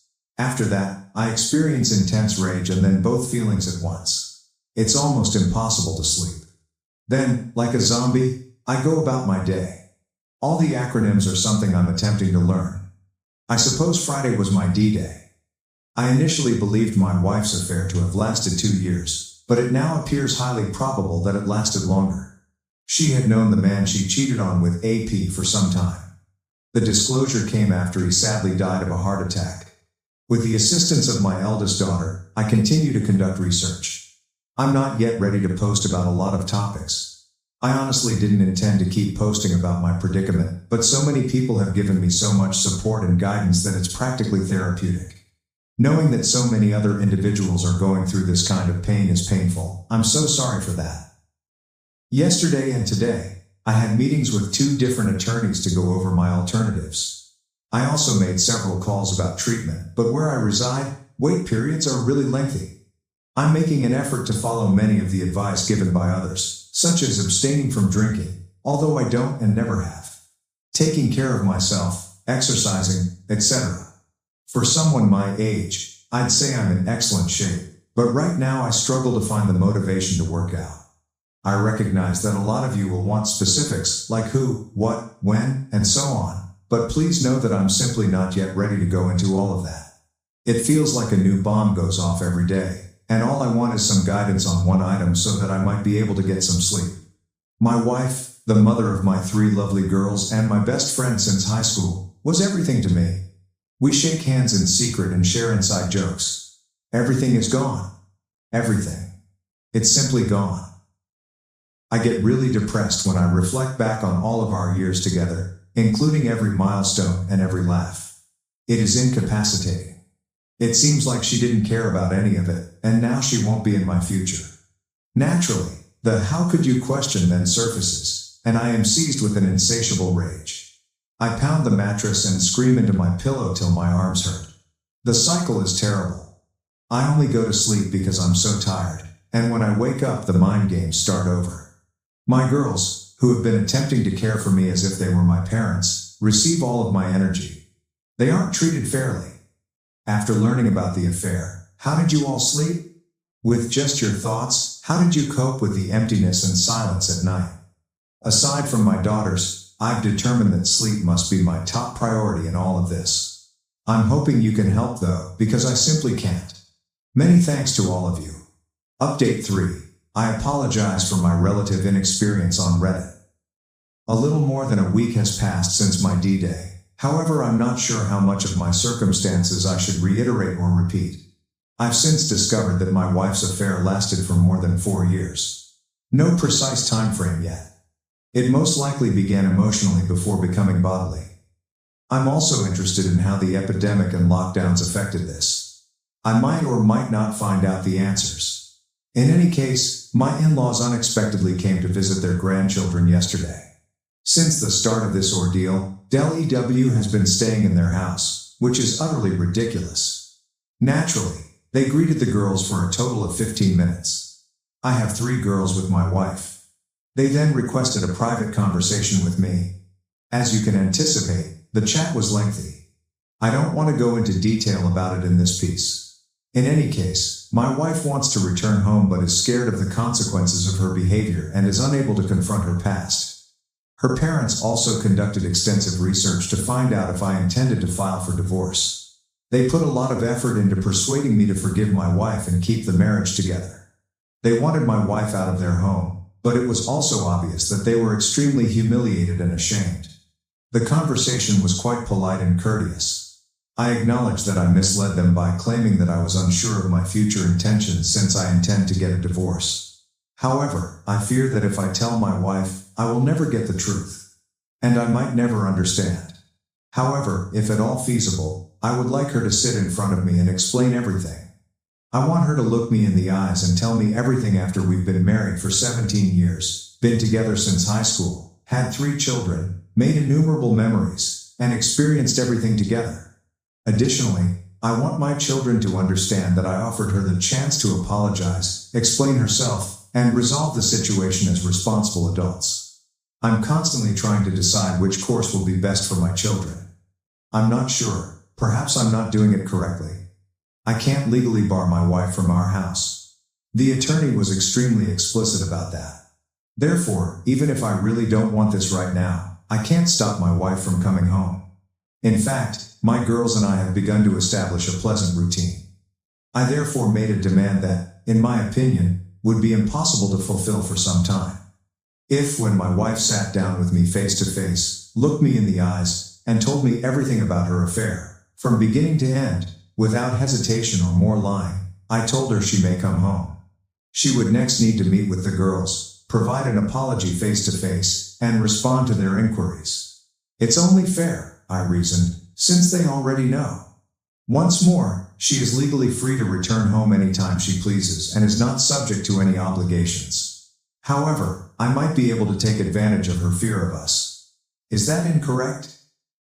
Here, I'm not attempting to be cunning or dishonest. I simply don't want to live together just yet. If I can postpone it, our state has a 90-day waiting period before a divorce may occur. In any case, she will inevitably return home. Life will continue despite this disaster, and ultimately we will both need to return to our jobs. I simply wish to extend it in order to plan and improve my emotional and mental well-being. My wife says she doesn't want a divorce, but she has been texting the females. She apologizes to them over and over again. The texts have been shown to me. She inquires about me every day, and the truth about what she has done to us is really getting to her, especially in the past few days. How can I handle this? Was my request stupid? My wife is probably going to return home sooner rather than later. Right now, I have faith in my future. This doesn't scare me because I know it will happen eventually. As we proceed, I simply want to choose what's best for my girls and subsequently for myself. I am grateful to everyone who has been providing support, guidance, and encouragement. Update 4. I apologize for the length, but I just need to get this out of the way. It will be a bit of an anticlimax. Despite the awful weekend, my wife returned home yesterday. As the week progressed, there was a fair lot of build-up to it. Normally, when she walked through the doorway, I would embrace and kiss her, but this time, there was just this incredibly awkward tension between us. Before she spoke, she really approached me and attempted to embrace me, but I turned her away. Unbelievable. As though nothing had occurred. Naturally, I begged her to tell me everything after she calmed down. She stated once more that she is not yet ready. The outcome was the same when we chatted on the phone earlier this week. She simply reiterated that she wasn't prepared for that when I maintained that the only requirement for her to return home was that she loved the family enough to justify her absence of over 3 weeks. I took a few long breaths and tried to gather myself, even though it took a lot to keep from screaming at her. I didn't succeed. I abruptly stated after the first of many lengthy pauses that she had been having an affair with a coworker for more than 4 years. That she had planned to leave me for another man, that she had ghosted her entire family, and that she now enters the room without meeting the one requirement I had requested, and that I wanted a divorce. I suppose this is where the strangeness began. It was clear from her facial expression and body language that she was unaware of my level of knowledge regarding her affair. She gave me a wide-eyed look before simply standing in the kitchen and gazing at the floor. She remained silent and stern. This is not what I was anticipating at all. Perhaps an emotional outburst, a tearful confession, or even her cursing and screaming at me, accusing me of having the affair. Not this response, but rather a somber, "Okay, let's sit down and talk this out." To be honest, we must have stood in complete quiet for 5 minutes in the kitchen. It was simply the most peculiar thing I had ever encountered. Both she and I were obviously at a loss for words. I had read all of your remarks and suggestions regarding my predicament. I even made notes. I had prepared myself for every eventuality this conversation could bring, with the exception of this one, while I sat in front of a mirror. I ultimately made the decision to document what I knew about her affair at that precise moment. I may have been foolish, but I told her what I knew, albeit with some assumptions about how she met AP, her sister's participation, what transpired during COVID, etc. All she could do was look at the floor. She didn't say anything, so I became more and more irate, but I did everything in my power to avoid becoming profane or raising my voice. At last, I calmed down. Another long, uneasy pause followed. Sadness replaced anger when everything became clear. Then I gently questioned her about what I had done to make her leave. Was I ever loved by her? Was he a P worth it too? She remained silent. Didn't move. Remained motionless, nothing at all from her. No sobs, no regrets, no shouting, no justification. She simply stood with her head down, nothing. This was painful. Perhaps this was more painful than D-Day. Not sure whether I would have moved, I just stood there looking at her. Then, of course, things got worse. The whole interaction was being overheard by our girls. I'm just so damn foolish. Over the past few weeks, I've been putting a lot of effort into attending to their needs and putting them first, but after I confronted my wife, I became emotional and stopped caring about where they were. Our oldest daughter, who had a lot of pent-up rage, stormed downstairs and screamed. My wife hurried to the bedroom and locked the door. We are currently at that point. Before I went to sleep last night, I could hear my wife sobbing for the majority of the night. Only our youngest has attempted to communicate with her. The others have stayed away from her. I'm going to propose that she remain with her sister until we can complete the divorce, if I can muster the confidence to do so. However, she still calls this place home. If we all have to live with her, it will only be a sad situation. You were all right about my wife, and I was incorrect. I was mistaken about every year we spent together, every memory, and every moment that changed our lives. I thought she would fall to her knees and ask for forgiveness. I really believed that she would confess the truth and repent for everything that had happened over the previous 4 years, thus clearing her of any blame. We are not worth it to this woman, who once drove back to a farmer's market after realizing she had been handed $10 more in change than she was supposed to. She doesn't value me, perhaps I never was. What comes next? It was really unpleasant at home today. The daughters and I made an effort to continue as we had for the previous 2 weeks, but it is obviously not feasible. All I want to do is move on from this whole situation, from the divorce to the uncomfortable conversations to the anticipated battles, arguments, and drama. How did you handle having to live with your WS, especially if you have children? I am aware that this is only the start. I keep reading blogs that say things will get better, but I'm a long way from that. Right now, I can't stop wanting to yell at every opportunity. Naturally, I'm making every effort to keep the girls' minds calm, but I'm not sure whether I can sustain it for 3 months. Before all of this is finished, school will begin. This is my life now, I suppose. I appreciate everyone's strong interest in me. I'm not sure if the worst is over or not, but I would appreciate any help you can give me to get through this next stage. Update 5. Since my WW returned home and I found out about her affair, I've been in a horrible mood. For my daughters, I've been doing my best to pretend. I make an effort to think and speak appropriately, but tonight I must face the reality. It comes in waves, as many of you post every day, but tonight I was struck by a very large one and became somewhat agitated. My WW has yet to get a lawyer despite the divorce being filed. And once more, I'm attempting to be as gentle and patient as I can in this situation because I'm beginning to see the possibility of an uncontested divorce that we primarily manage ourselves. But I'm not sure after tonight. We've been living together throughout the week, and because WW works so near to our family home, she spends Friday evenings at her sister's and Sunday nights at home. However, if there is no traffic, her sister is an hour away. It's been a habit of basically avoidance over the past few weeks, with WW essentially keeping to herself and the girls and I trying to go about our daily lives regularly. Even though we have informal conversations every evening, my oldest daughter and my WW have stopped talking after a few heated arguments. Right now, it's for the best. I've been following a lot of your advice lately, in addition to what I've read. I put a lot of effort into maintaining my self-control around my wife, and even though it requires all of my strength and willpower, I've been brief and uninterested in our small conversations, although always being courteous and respectful. The past 2 Fridays, up until now, she has arrived home from work, gathered a few things, and left for her sister's for the weekend before I have even returned from work. Not tonight, though. When I got home, she was waiting for me in the kitchen. I attempted to ignore her tonight, but she gently took my hand and asked if I was going to treat her this way because she wasn't ready to discuss her affair with me. By the way, since everything went viral about a month ago, this is the first time she has ever spoken about her infidelity. I made an effort.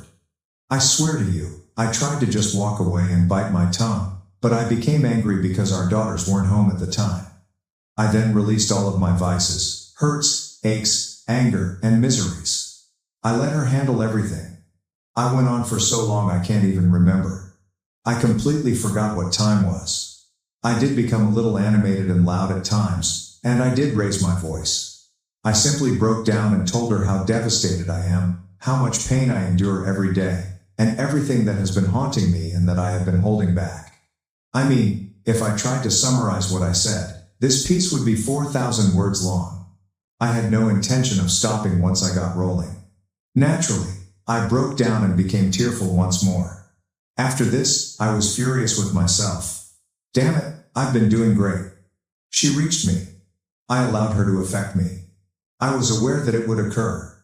I was aware. Horrible.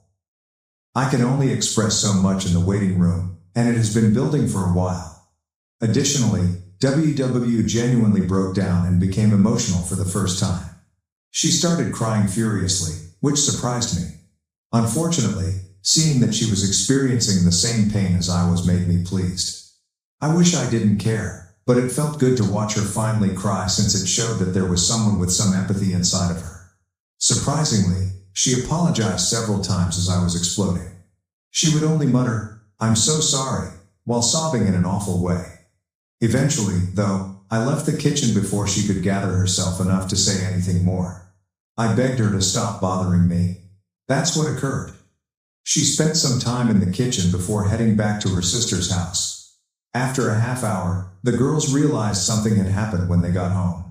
Although it's difficult to conceal, I wasn't prepared to discuss anything and don't believe they should be aware of this. Do they? I don't want to stop the two youngest from making development because they have been doing a lot better. I also don't want to add fuel to my oldest's fury by telling her about this. I detest this so much. I detest it. I ought to have remained composed. I should have simply ignored my WW and walked straight by her. Right now, I'm not sure. Looking back, it seems like she was merely attempting to bring up her affair but was unsure of how to do so. Obviously, she didn't go very far because I blew out. I am now genuinely concerned for her. I don't want her to suffer any harm, but I am aware that many of you will be critical of me for this. With almost everyone ignoring her, she has been alone with her thoughts and secluded. Although it's true that she deserves it, she is still a person and the mother of my children. What a blow to me. I'm really disappointed in myself. I apologize for the lengthy tirade. I also yelled at my brother over the phone. I'll try to start over on Monday, man. I'm only a human. I must admit that it felt wonderful to vent to her, but now I'm feeling regret. Is it better to text my wife or to ignore her? I'm a complete wreck. However, I appreciate you listening, providing me with the help I need to get through this, and giving me all of your suggestions. We have all begun treatment, so that's something in the middle of the turmoil. But this is really, really difficult, just really difficult. Update 6. Thank you for your concern. I am aware that many of you have contacted me. The majority of you were right. Things aren't going well, and I haven't had any opportunity to access the internet. I was hoping to take a vacation from the internet, but I've been regressing a lot this week. It has simply been terrible. My wife has been really kind and has been apologizing for her affair, crying, smothering me, and knocking on my door at night to talk. She hasn't really left me alone this week. I've spoken to her when I felt like it, but I've also mostly ignored her. On Wednesday night, I finally lost my temper with her and told her to stop bothering me. Then it occurred last night. After her affair blew up, my soon-to-be ex-wife returned home a little more than a month ago. Now that we've started this awkward cohabitation routine, she came into my room after the daughters had gone to bed and begged to speak with me alone. In contrast to how she had been approaching me all week, I fed her first, but in order to avoid making the same mistake twice in front of the kids, we finally went to the garage and sat in my car. I apologize for the lengthy apology. She filled me in on everything. We spent about 3 hours out there, she said. I'm not sure how much to divulge. I couldn't sleep, so I stayed up all night listening to her cry again. I also shed tears. I would then become so enraged that I would have to force myself not to walk in and yell at her. Then sob, then rage, and so forth. I apologize if I don't reply to anyone for a day or so, but I need to get this off my chest before I try to sleep. Having my WW apologize and ask for another chance all the time hasn't helped. I had to leave for a few hours tonight as well in order to avoid her. Simply put, being around her hurt so much. In any case, her sister introduced her to her AP approximately 5 years prior to COVID, seemingly with no romantic ambitions. However, he was a higher up at the company she presently works for and wanted to work for. She was able to convince him that her affair was not the reason behind her wish to change careers. However, it goes without saying that she had more motivation after changing employment. The AP started flirting with her once she was hired. Texting at first, followed by images, and then more texting. Then, right before COVID struck, things got physical. She wanted to tell me right away after confessing to her sister, but she chose to keep it to herself. Naturally, my wife claimed that she went NC with her AP shortly after, but he contacted her again as soon as the limitations and lockdowns were relaxed, and she continued to speak with him until the physical aspect of the affair resurfaced. She claimed to have halted the affair a few times out of remorse once businesses resumed operations, but she continued returning to him, thus it never ended. In essence, she provided a great deal of information. She recited the full 5-page packet of handwritten notes detailing her affair history, responding to questions as she went. She made false claims about weekend getaways with the girls, work-related travel, traffic bottlenecks, problems with her parents, shopping excursions, etc. The list was long, as I had expected. She told me so many falsehoods that I simply believed everything she said without question. They were merely a front to be with him, though. It only made me feel worse to hear it all. Everyone was right. Her love, however, never truly wavered. She never became aloof during all of this, unlike what I frequently read. Although intimacy did shift, it wasn't enough for me to raise concerns. In any case, she acknowledges that she fell in love with AP and desired a life with him. He promised her luxury items, trips, and everything he could do for her. He was older, divorced, and unmarried. She claimed that the excitement of being with him was too great to resist and began to fantasize about fleeing her duties with the family. She remarked about how the everyday routines of family life bored her. She appeared to be honest, quite emotional, and extremely open. Halfway through, I started crying and lost my temper. As you can think, hearing it all hurt. Naturally, once she finished her confession, she told me how much she loved me and always would, and that she would stop at nothing to try to keep the marriage intact. Many of you anticipated this, yet it all seemed so phony to me, as if it had been practiced. Having spent more than half of my life with this woman, I can detect when she is acting shady. I think it doesn't matter if I'm mistaken, but I was more composed than I was the week before.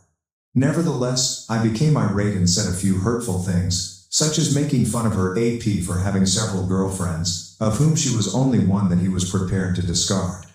She appeared pretty offended about that.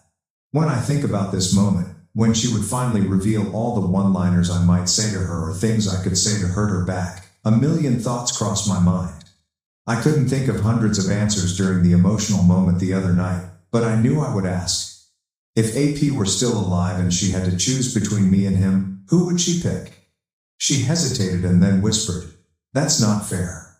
I pressed the subject, and then she eventually stated she'd, of course, select me. In reaction, I said that she was lying again, which was why I was divorcing her. The last thing she said was that she began to cry. We spent some time in the automobile. She continued to cry, but I was exhausted, so I simply informed her that we were divorcing and that we owed it to the kids to be there in their lives, to be good parents, and to get along amicably. In addition, I said that I hoped she was a decent enough person to end our divorce amicably and fairly after all the suffering she had caused me. That would demonstrate her true affection for me. Please realize that I'm not a petty person and that I didn't intentionally mean to hurt her when I told her that I had stolen anything from another website. It just seemed like the right way to wrap things up. However, I truly meant what I said and did. After telling her that I would have loved her forever and leaning over to kiss her on the forehead, I got out of the car and went to bed. That was it. Naturally, I didn't get much sleep the night before, and now I'm having trouble falling asleep tonight. I have no idea what will happen next. One positive, I suppose, is that she no longer has the chance to challenge the divorce. However, I have yet to speak with my attorney.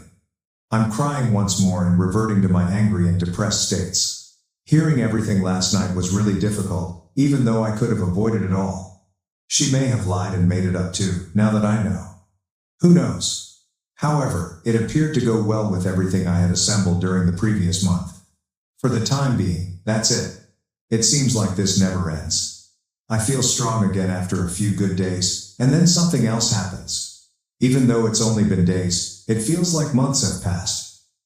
However, I will attempt to get some rest. Imagine that the one lady you have ever loved and kissed, the love of your life, informs you that she cheated on you for more than 4 years because she was bored. Had no relationship problems, no dead bedroom, no falling out of love, no growing apart, nothing of the sort. Merely due to her boredom. I'm not sure if that makes it better or worse. Thank you for reading and for your assistance. It was a rough couple of nights. Horrible. My wife wants a divorce because I live an entirely different reality with my first love in my dreams. Original post. I, M31, have been with my wife, F28, for 3 years. We had a short engagement, married quickly, and had a perfectly ordinary existence. I love her, she loves me. We do taxes, housework, watch movies, all the normal things. No physical cheating on either side as far as I know. But here's the thing, I am a lucid dreamer, which means I can, to an extent, control my dreams, which is something I find cool as it allows me to go on adventures while asleep. It also makes scary dreams not so bad because I can just wake myself out of them. Over the last year or so, I've been having a recurring dream about my ex, my first love, F29. Truth be told, I never got over her. We were together for 5 years from 15-17 to 2022. We broke up after I graduated from college because she didn't want to move from New York to South Carolina with me, which is where the biggest industry for my field is. I was crushed but moved on, and we've spoken sporadically over the years, although we never crossed any lines. I will admit that I've kept up with her own social media a bit, but nothing stalkerish. Well, a year ago she announced she was getting married, and I experienced a resurgence of feelings for her, although I never acted on them or told her. That same night, I dreamed about her for the first time in years. In the dream, she showed up at my door and asked me if I wanted to get coffee. I said yes, of course. The dream, which was not a lucid dream, ended there. It felt so real, I couldn't shake the feeling once I woke up. It felt like we were actually reconnecting. Since then, I've dreamed about her several times a week, and I've practiced becoming lucid, so I've been able to control the outcome more times than not. We've lived a whole life together over the past year. Everything from dates to a trip to Paris together, which we visited while in college. We even rewalked the same paths we did in real life. It got to the point I was looking forward to going to sleep to be with her. Fast forward to today, my wife told me she felt distant from me. And I started to feel guilty because I thought what I was doing was harmless, but she's obviously noticed a change in me. So I confessed about all of it. At first she said that I was joking, but when she realized I was serious, she accused me of cheating on her and told her mom and sisters, who are calling me a cheating weirdo. She even threatened to tell my ex so she'll know what a fucking loser I am. Now I get that it's not anything a woman would want to hear, but it's not like I physically cheated. I don't want to lose my wife, but I don't think she can forgive me for this. Till DR, I live an entirely separate life with my ex in my dreams, and now my wife wants to divorce me. But I really love her and don't want to lose her. Do we have a chance? Relevant comments, Angelic. Yeah, no, I think this might be a lost cause. I would certainly consider this cheating, and I think that it does indeed warrant a divorce. You clearly don't really love her. At least, not as much as you love your ex. Oh, I do love my wife, which is why I married her. I just also have feelings for my ex, which I should have been honest about before we got married. I didn't mean for this to happen, but once it did, I wasn't able to stop it. Living that life with my ex while sleeping felt like getting to experience what I missed out on in young adulthood.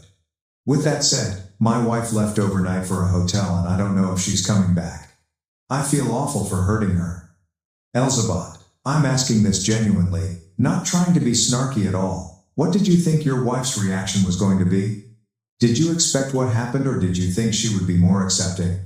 I knew she would be upset, but I felt I owed her an explanation once she communicated that Du felt distant. I didn't want to gaslight her perception. I just hadn't known that she even noticed a difference in me. I just didn't think she would leave. She's turned off her location. I have no idea where she is or if she's all right, and her family won't speak to me now.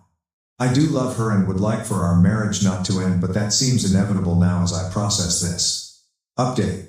2 days ago, I posted about the fallout that occurred after I, 31, admitted to my wife, 28, that I've been lucid dreaming about my ex and first love, 29, over the past year. After a major blow-up, where my wife called me every name in the book and got her family involved, which I understand completely, so please don't take this wrong, my wife left. I didn't know her whereabouts for over 24 hours. Early this morning, about 3 a.m., she came home and told me she wanted to file for divorce. She didn't want to have to compete with a phantom and deserved better than a shitbag like me. But she doesn't want to move out or start the process because it's a pandemic, and she doesn't want to live on one income. We make roughly the same amount of money. Me $90,000 a year after taxes, and her $85,000. I tried to apologize to her for all the hurt I caused by making her feel like she wasn't enough, to assure her that I do love her even though I still love my ex, and explain to her that I've never physically cheated or had any inappropriate conversation with my ex. But she won't budge. She doesn't want me anymore. I can't blame her. I was selfish, and I shouldn't have carried on what I now accept to be a one-sided emotional affair. So I agreed to stay together, for financial purposes, for 2 years, or until the pandemic is over, whichever comes first. But she kicked me out of our bedroom and basically claimed the second floor for herself. There's so much tension in the house right now, so I left as soon as the sun came up and went to a coffee shop to do some work. While there, I received a message on IG from my ex that my ex-wife sent her a long message from her own account telling her about everything that I told her. I froze because I hadn't spoken to her in a long time. But she saw that I had read the message and followed up an hour later, telling me she needed to know the truth. So, again, I confessed, expecting to be berated and called a loser again. Because I had nothing else to lose. But she didn't think that my dreams about her were weird or creepy. She thought it was sweet that I still loved her, especially with her knowing that I'd never tried to have inappropriate conversations or force my way into her life. I'm aware that her not condemning my actions doesn't make them right or take away from the hurt I caused my wife, but knowing she didn't think negatively of me made me feel better. We messaged back and forth for a couple of hours, talking about our relationship and how it ended and the choices we made. In that, I learned that she and her fiancé called off their engagement a few months ago. I also told her my wife was going to divorce me because of the revelation. She expressed her condolences, and that was the end of the conversation. I'm home now, and I can't help but wonder if this is the universe's way of putting my ex and I back on the path to reconciliation. Hate me if you want, but I made a mistake and I hurt my wife and my marriage is over now. Or going to be. But knowing that the person I ruined my marriage over doesn't think I'm the scum of the earth is worth its weight in gold. I don't know what will happen now. But I can't imagine a friendship with my ex won't blossom from this, at the very least. I know this won't make my wife happy since she contacted my ex to further shame me, but I may just not tell her. We are, after all, divorcing. I hope the next few months and years can result in healing for both my wife and myself, and that we'll both live happy, fulfilled lives. TLDR, I live an entirely separate life with my ex in my dreams, and now my wife wants to divorce me. Now my ex and I have reconnected. Relevant comments, deleted. I hope you don't take it out on her when you realize that your old flame isn't the person she was in your dreams. Because that was you. You were in love with another version of you. She'll be someone else entirely. Oh, but I'm also a different person. And I wasn't in love with myself. The love for her influenced the dreams. Deleted. When I say she'll be someone else entirely, I don't mean that your ex will have changed since you last knew her. I mean that your ex, in actual, real life, will be someone other than the person you spent so much time with in your dreams. That person in your dreams was not your ex in any meaningful way. She was an amalgamation of your memories of her, patched together using new material you created out of whole cloth to please yourself. She won't ever be able to live up to the fantasy you constructed, because the fantasy woman was you. The things she did and said were things you invented, just like every character an author writes is a version of themselves. You've invested countless hours and serious emotion into a character you created, who is really only loosely based on your ex. Since a real woman can't read your mind like a dream character can, and because a real woman doesn't exist only to make you happy, she will not, in real life, be the same person from your dreams. That may be disappointing to you when you realize it, so try not to take it out on the girl. OP fair. But I'm not expecting her to be. The dream could never compare to the warmth and love she radiates in real life. It was a coping mechanism. Real life will be better. I love sharks, wanna know one of them. You sound absolutely obsessed with this woman, and to be honest it's quite disturbing. I imagine much of who she is has changed over the years. What if she's not the person you remembered? She will never compare to the fantasy, and honestly your obsession over her perfection is rather frightening. My boyfriend's meltdown over my friend's age turns into a breakup after his sexist comments and refusal to own up. Original post: I've been dating my boyfriend Mike, fake name, for about 4 months and everything has been great up until now. This post is gonna make Mike sound kind of crazy, but up till now he's been the nicest, most laid-back guy I've ever dated. About a week ago I was on a Zoom call with two of my friends, who we will call Annie and Sarah. Sarah is 27, Annie is 36. I was talking to Annie and Sarah and Mike leaned over my shoulder to say hello. Because of the pandemic he hasn't met either of them in person yet, and it was his first time actually meeting Annie at all. I wanted him to get to know my friends a bit, so I invited him to sit next to me and stick around. Sarah was talking about her dating woes and how the pandemic has made it harder to date than ever. Mike made this weird joke about how Sarah needs to find a guy quickly because at 30 she's gonna hit the wall and no man will want her anymore. He said it in this joking voice, but both Annie and Sarah looked weirded out. To be honest, Mike's never said anything like that before. I guess Mike picked up on the awkwardness because he started trying to explain himself and started saying all this stuff about how women age like milk and it's not the same for guys and men who tend to date younger because after 30 they hold all the cards and can pick and choose.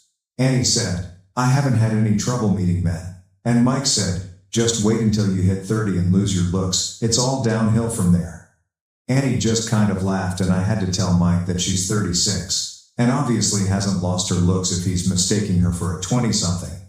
I said it kind of jokingly, but Mike just went silent and then walked off into my bedroom and slammed the door. That night and ever since then he's been very moody and short with me, and keeps making passive-aggressive comments about how I'm always against him and never have his back. We've never even had an argument before this, so I don't know where that's coming from.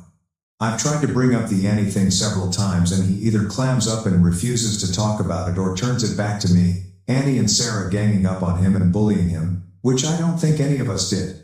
The rest of the time he's just very short with me and keeps picking fights over tiny stupid things like my tone of voice being wrong. What do I do here? I really want to talk about what happened and about his views on women and men and aging because that's kind of concerning. I don't understand why my sweet, cool boyfriend has suddenly transformed into this weirdo because he got politely corrected once. How should I solve this? TLDR. Boyfriend started talking about how my friend would be washed up when she hits 30. I told him she's 36 and he's been in a bad mood ever since. What should I do? Relevant comments. Kavail shot 123 WTF. Sounds like your BF is a shallow pause. I mean, he was seriously looking for you to back him up that older women always fall apart. If that's what he really thinks, then your relationship is over in 2 years anyways. Smack up upside the head, tell him to grow up, and y'all can move on from this. This is the dumbest non-issue I've ever heard in my life. Your boyfriend is being a bitch and he sounds like the type of person that is loaded up with double standards. Oh, that went through my mind too and is part of why I want to talk to him about this because if he really thinks women are washed up after 30, then what does that mean for our relationship? Spoem lol, he sounds like a sexist dumbass and that he's upset. He got proven wrong? OP. What's weird is he's never shown any hint of being sexist before this. If you'd asked me before all this, I would have told you he was a very modern and progressive guy. And it's not like we've never discussed things where he could have shown these kinds of views before. We discussed stuff like abortion and women's reproductive rights early on, and he was all about a woman's right to choose, for example. This just seems like it came from nowhere. Tasty units. How is this loser even attractive to you? I hope you talked to Annie and apologized for his behavior. If I were Annie, I would be incredibly disappointed in you. OP. I stayed on the Zoom call with Annie after he stormed off, so we already talked about it and I basically said the truth, which is that he's never ever said anything like that before and I wouldn't date him if he had. Annie seemed to find him saying all that stuff then getting her age wrong incredibly funny actually, but yeah, I did apologize for what Mike said to both her and Sarah. Deleted. Once I heard the phrase, "When people show you who they really are, believe them," it changed my life. Listen to who he is showing you he is OP. Edit. To give credit, it's a Maya Angelou quote. Thanks to everyone that told me. OOP. I think I'm going to take your advice. It makes me sad because he really seemed so great up until now, but I guess this is a lesson to me that you can't always trust the first impression you get of someone. I texted him that I want to talk, so I guess either he can respond and we can have an actual adult breakup in person or he can keep ignoring me and get dumped by text tomorrow. Update. First of all, I want to say thank you. I didn't expect my post to get such a big reaction, but seeing everyone basically unanimously tell me Mike was bad news was the wake-up call I needed. As a matter of fact, it was actually Sarah who told me to make the post. She didn't like Mike at all after that Zoom call and I had been kind of pushing back when she suggested I end the relationship. She didn't sound surprised at all when I told her Reddit unanimously said he was bad news. I think she was probably thinking I told you so. I also called my dad after the Reddit post, and something he said basically cemented my decision to end it with Mike.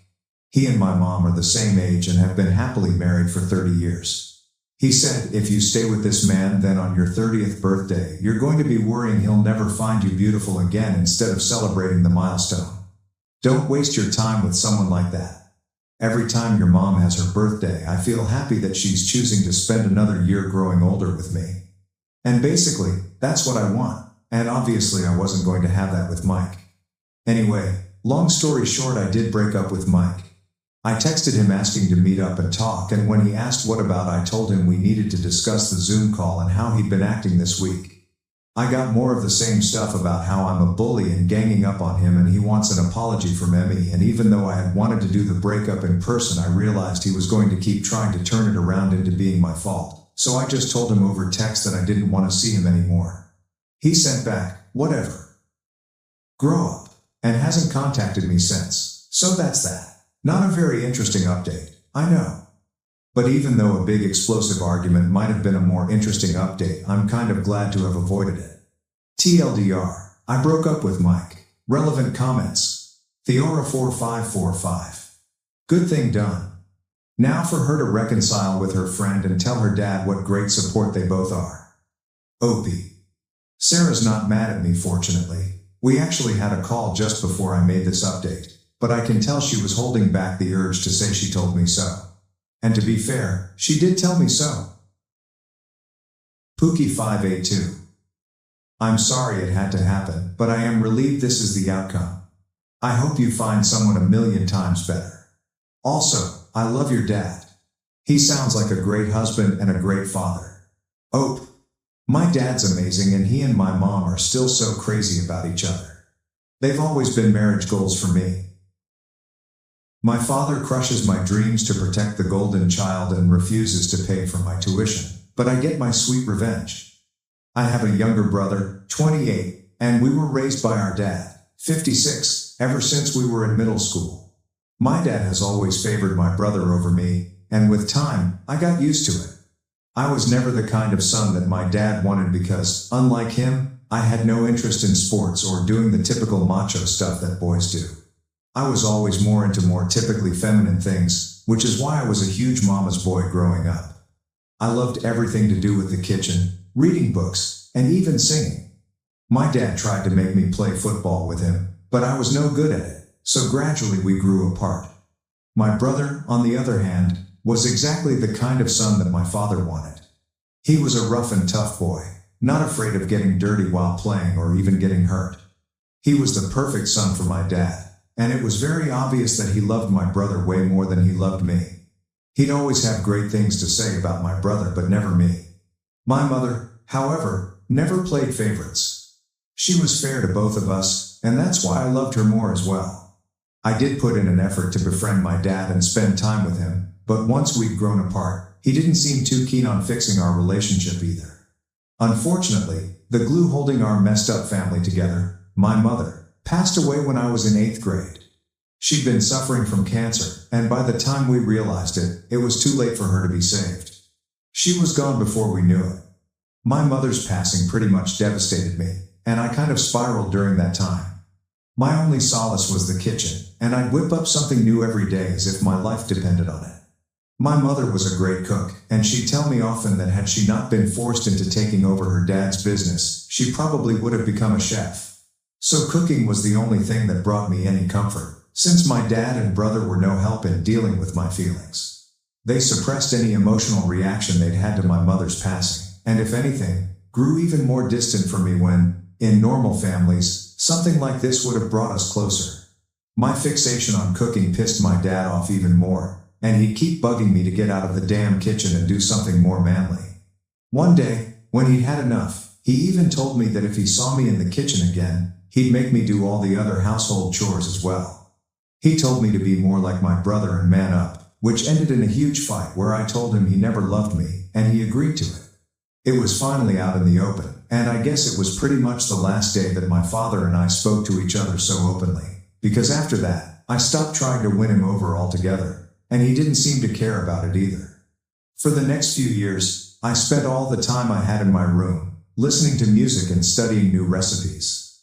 I was determined to make this whole chef thing work out, not just for myself, but also for my mother. Meanwhile, my dad and I only spoke when it was absolutely necessary. My brother didn't care about me much either and ignored me, just like our dad did. So after my mom passed away, I basically had nobody I could count on.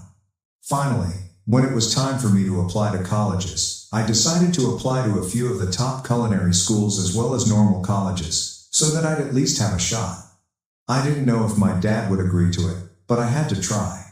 At the very least, I'd already interned at a restaurant secretly that summer and had some experience.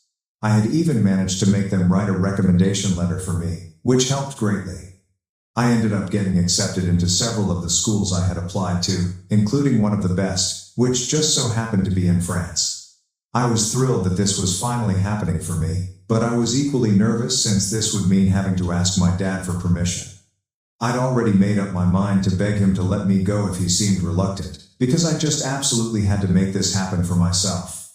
I wasn't prepared to give up on my dreams under any circumstances. So I did tell my father about it eventually, and while I was ready for him to reject my request, saying that it wasn't a masculine profession, I was absolutely not prepared for him to decline paying my tuition at all.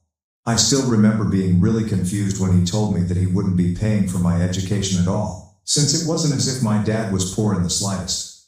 As a matter of fact, he was pretty well off and could easily afford to send me to France, but money wasn't the reason he wasn't ready to pay for my tuition.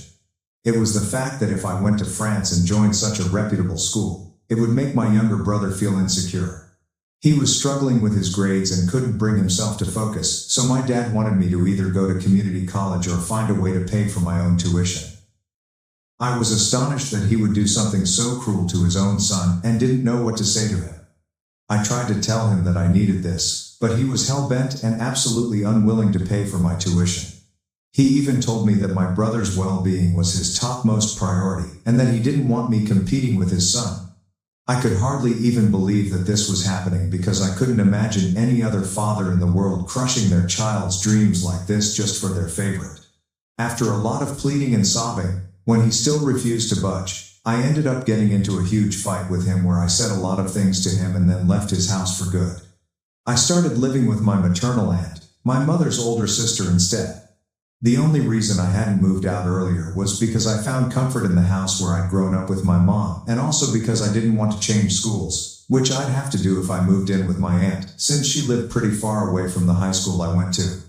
I told her all about my dad and how he'd outright refused to pay my tuition, and that I needed her help. It felt like crap asking her for a ton of money since she wasn't as rich as my dad, but she reassured me that she'd take care of all my expenses.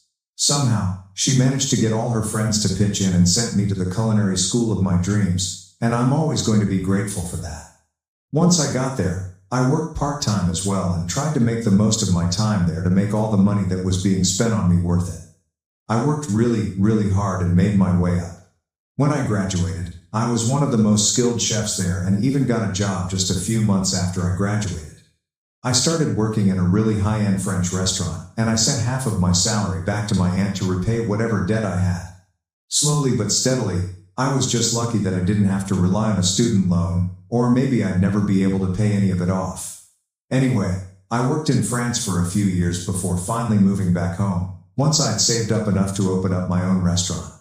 It's been a couple of years, and in the meantime, I worked at another restaurant here as the head chef while also working towards my goal of opening up my own restaurant someday. It was all finalized a few weeks ago, and I was able to finally open up the restaurant I'd been working towards for so long. Two of my friends from back when I was in France also joined in on my business idea and became co-owners with me, which is why I was grateful when they allowed me to choose what we were going to name the restaurant.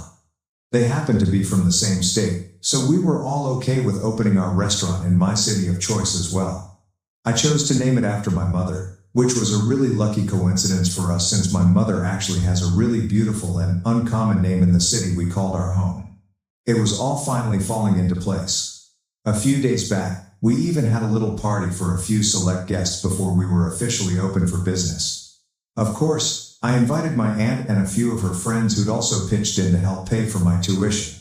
I also invited some of my friends back from school, but that was pretty much it. I didn't invite my father and brother because of obvious reasons. Even if I'd wanted to, I couldn't have since I hadn't spoken to them ever since I'd left home, and neither had they bothered to ever get back in touch with me. I guess all of us were better off this way, but I should have known that they would definitely show up to piggyback on my success someday. And that's exactly what happened. At the party we threw, they showed up an hour before the party was due to begin but weren't stopped by security since we shared the last name. They claimed that they were here to surprise me, and at least that bit was true. I was definitely surprised when I saw them.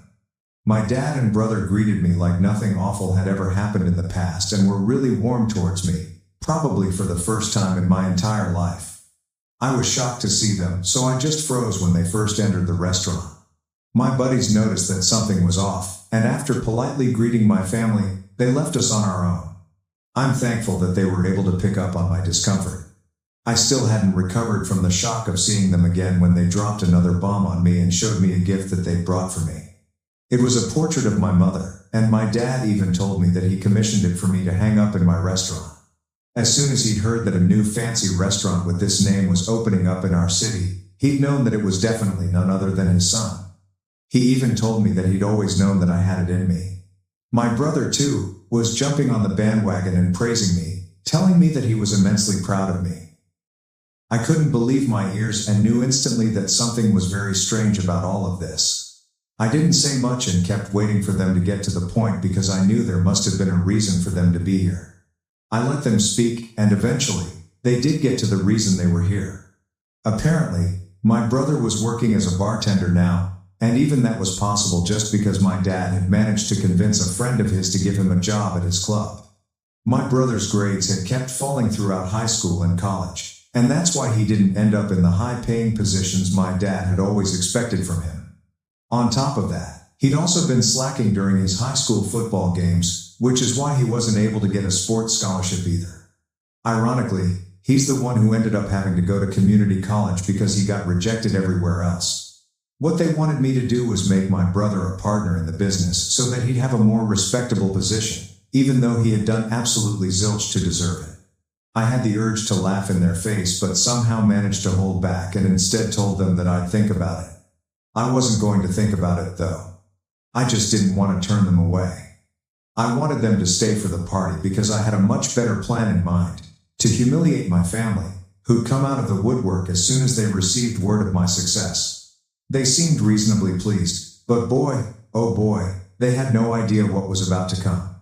After a while, our guests started arriving, and in an hour or so, everyone we'd invited was there. I spent the evening socializing while my dad and brother also did the same, and I even heard them boasting about me to a few people while I marveled at their sheer audacity. Towards the end of the party, it was time for the hosts, namely me and my partners, to give a toast. My friends went first since I wanted to save the best for last. Then, finally, it was my turn to speak. That day, I was finally going to speak my heart out. I started off by thanking all my guests and raised a drink to my mother first since she was the reason I'd even ever been able to achieve so much. I strongly believe that it was her faith in me as a child that had made me believe I could do any of this at all, and that had stayed with me even after she was gone. After I'd paid my due respects, I decided to get to the real respect as well. I brought up how I'd had to take a loan from my aunt and her friends to go to culinary school and thanked her as well. Then finally, I got to the reason I'd had to take a loan for my tuition in the first place, my family. I brought up how I'd grown up with a father who never loved me or had any faith in me, and always berated me for having feminine interests like cooking. I had a younger brother who was the replica of my dad. I told them all about how my dad had refused to pay for my tuition out of fear that I'd end up becoming more successful than my younger brother, who was his golden child. This is why I ended up leaving home, but despite all odds, I was able to rise and become who I am today. So in a way, they did deserve some credit for creating all the hardships I've had to face. Otherwise, I never would have found out how resilient I was. A lot of people shot my dad and brother the nastiest looks they could manage while I was saying all of this, and even they had the good sense to at least look ashamed, even though I knew that they didn't feel that way in the slightest. Anyway, I then walked over to my dad and brother and actually hugged them, putting up the same pretense that they had when they visited me today. "Two can play this game," I announced. Because you'd shown up to celebrate my success today, I'd forgiven them for whatever had happened in the past, and I was even ready to give my brother the job of a bartender at my restaurant. To other people, this obviously seemed like a really emotional reconciliation, and they ended up actually clapping for me at the end of my speech. There were a few wolf whistles. Only my family and I knew that this was nothing more than an attempt to humiliate them, which I'd done quite successfully. But they had to smile and act like they were super grateful for what I'd done, since they couldn't exactly storm out angrily, which is exactly what they wanted to do. After a while, when the crowd had cleared out and it was finally time for us to go home, my dad and brother confronted me right outside my restaurant. They were furious, and I swear there were angry tears in my brother's eyes. They demanded an explanation for what I'd done. If I'd never intended on making my brother a partner, then I should have just turned them away as soon as they arrived.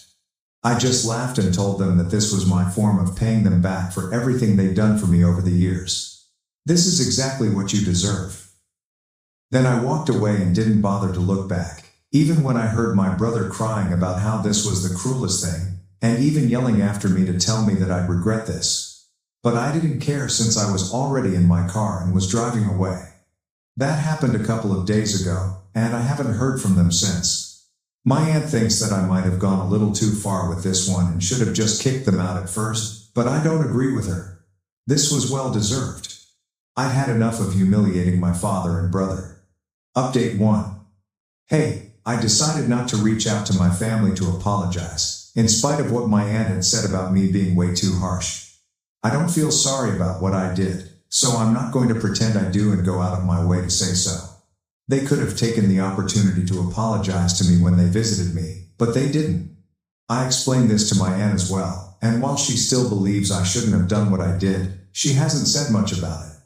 I guess this is just one of those areas where we agree to disagree, and I'm okay with that. In other news, my brother has made sure that he goes behind my back to talk crap about me to all our friends from school. It's unfortunate that we went to the same high school, since this just means that random strangers from school are now texting to confirm the rumors that I'd humiliated and then kicked out my dad and brother from my restaurant after feeding them 3-day-old food on purpose. Yeah, he exaggerated the story to make himself seem like the victim, which is pretty unsurprising. Ordinarily, I wouldn't care about petty rumors, but I don't want potential customers taking these rumors seriously. So, I've texted my brother that if he doesn't stop spreading lies about me and my restaurant, then I'll make sure that he loses the job he has right now too.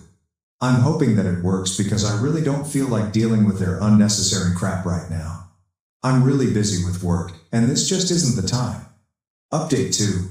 LOL, my brother texted back saying that he was going to stop only when I'd make him a partner. I don't even understand what level of idiocy and delusion this is. Besides, if he wants to be a partner, then isn't it a pretty stupid idea for him to be talking crap about the same restaurant?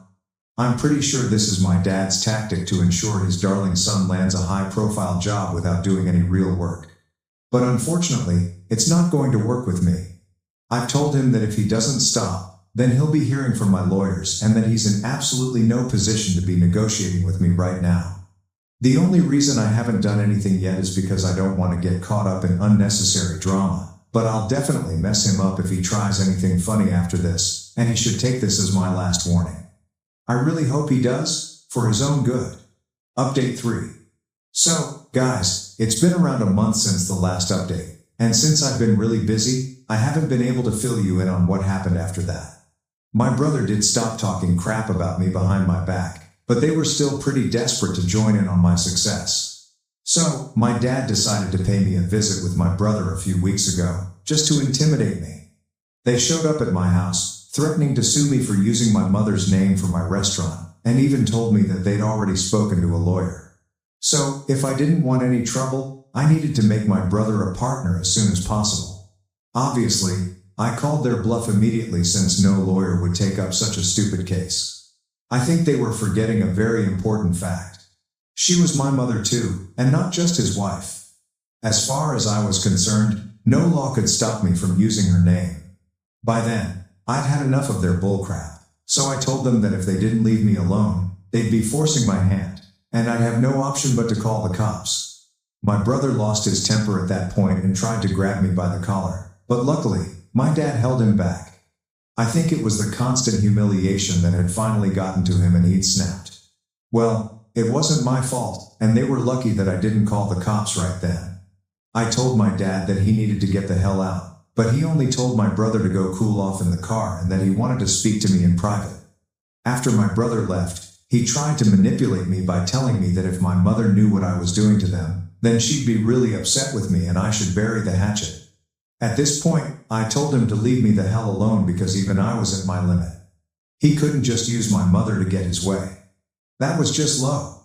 To be honest, we were way past the point of reconciliation.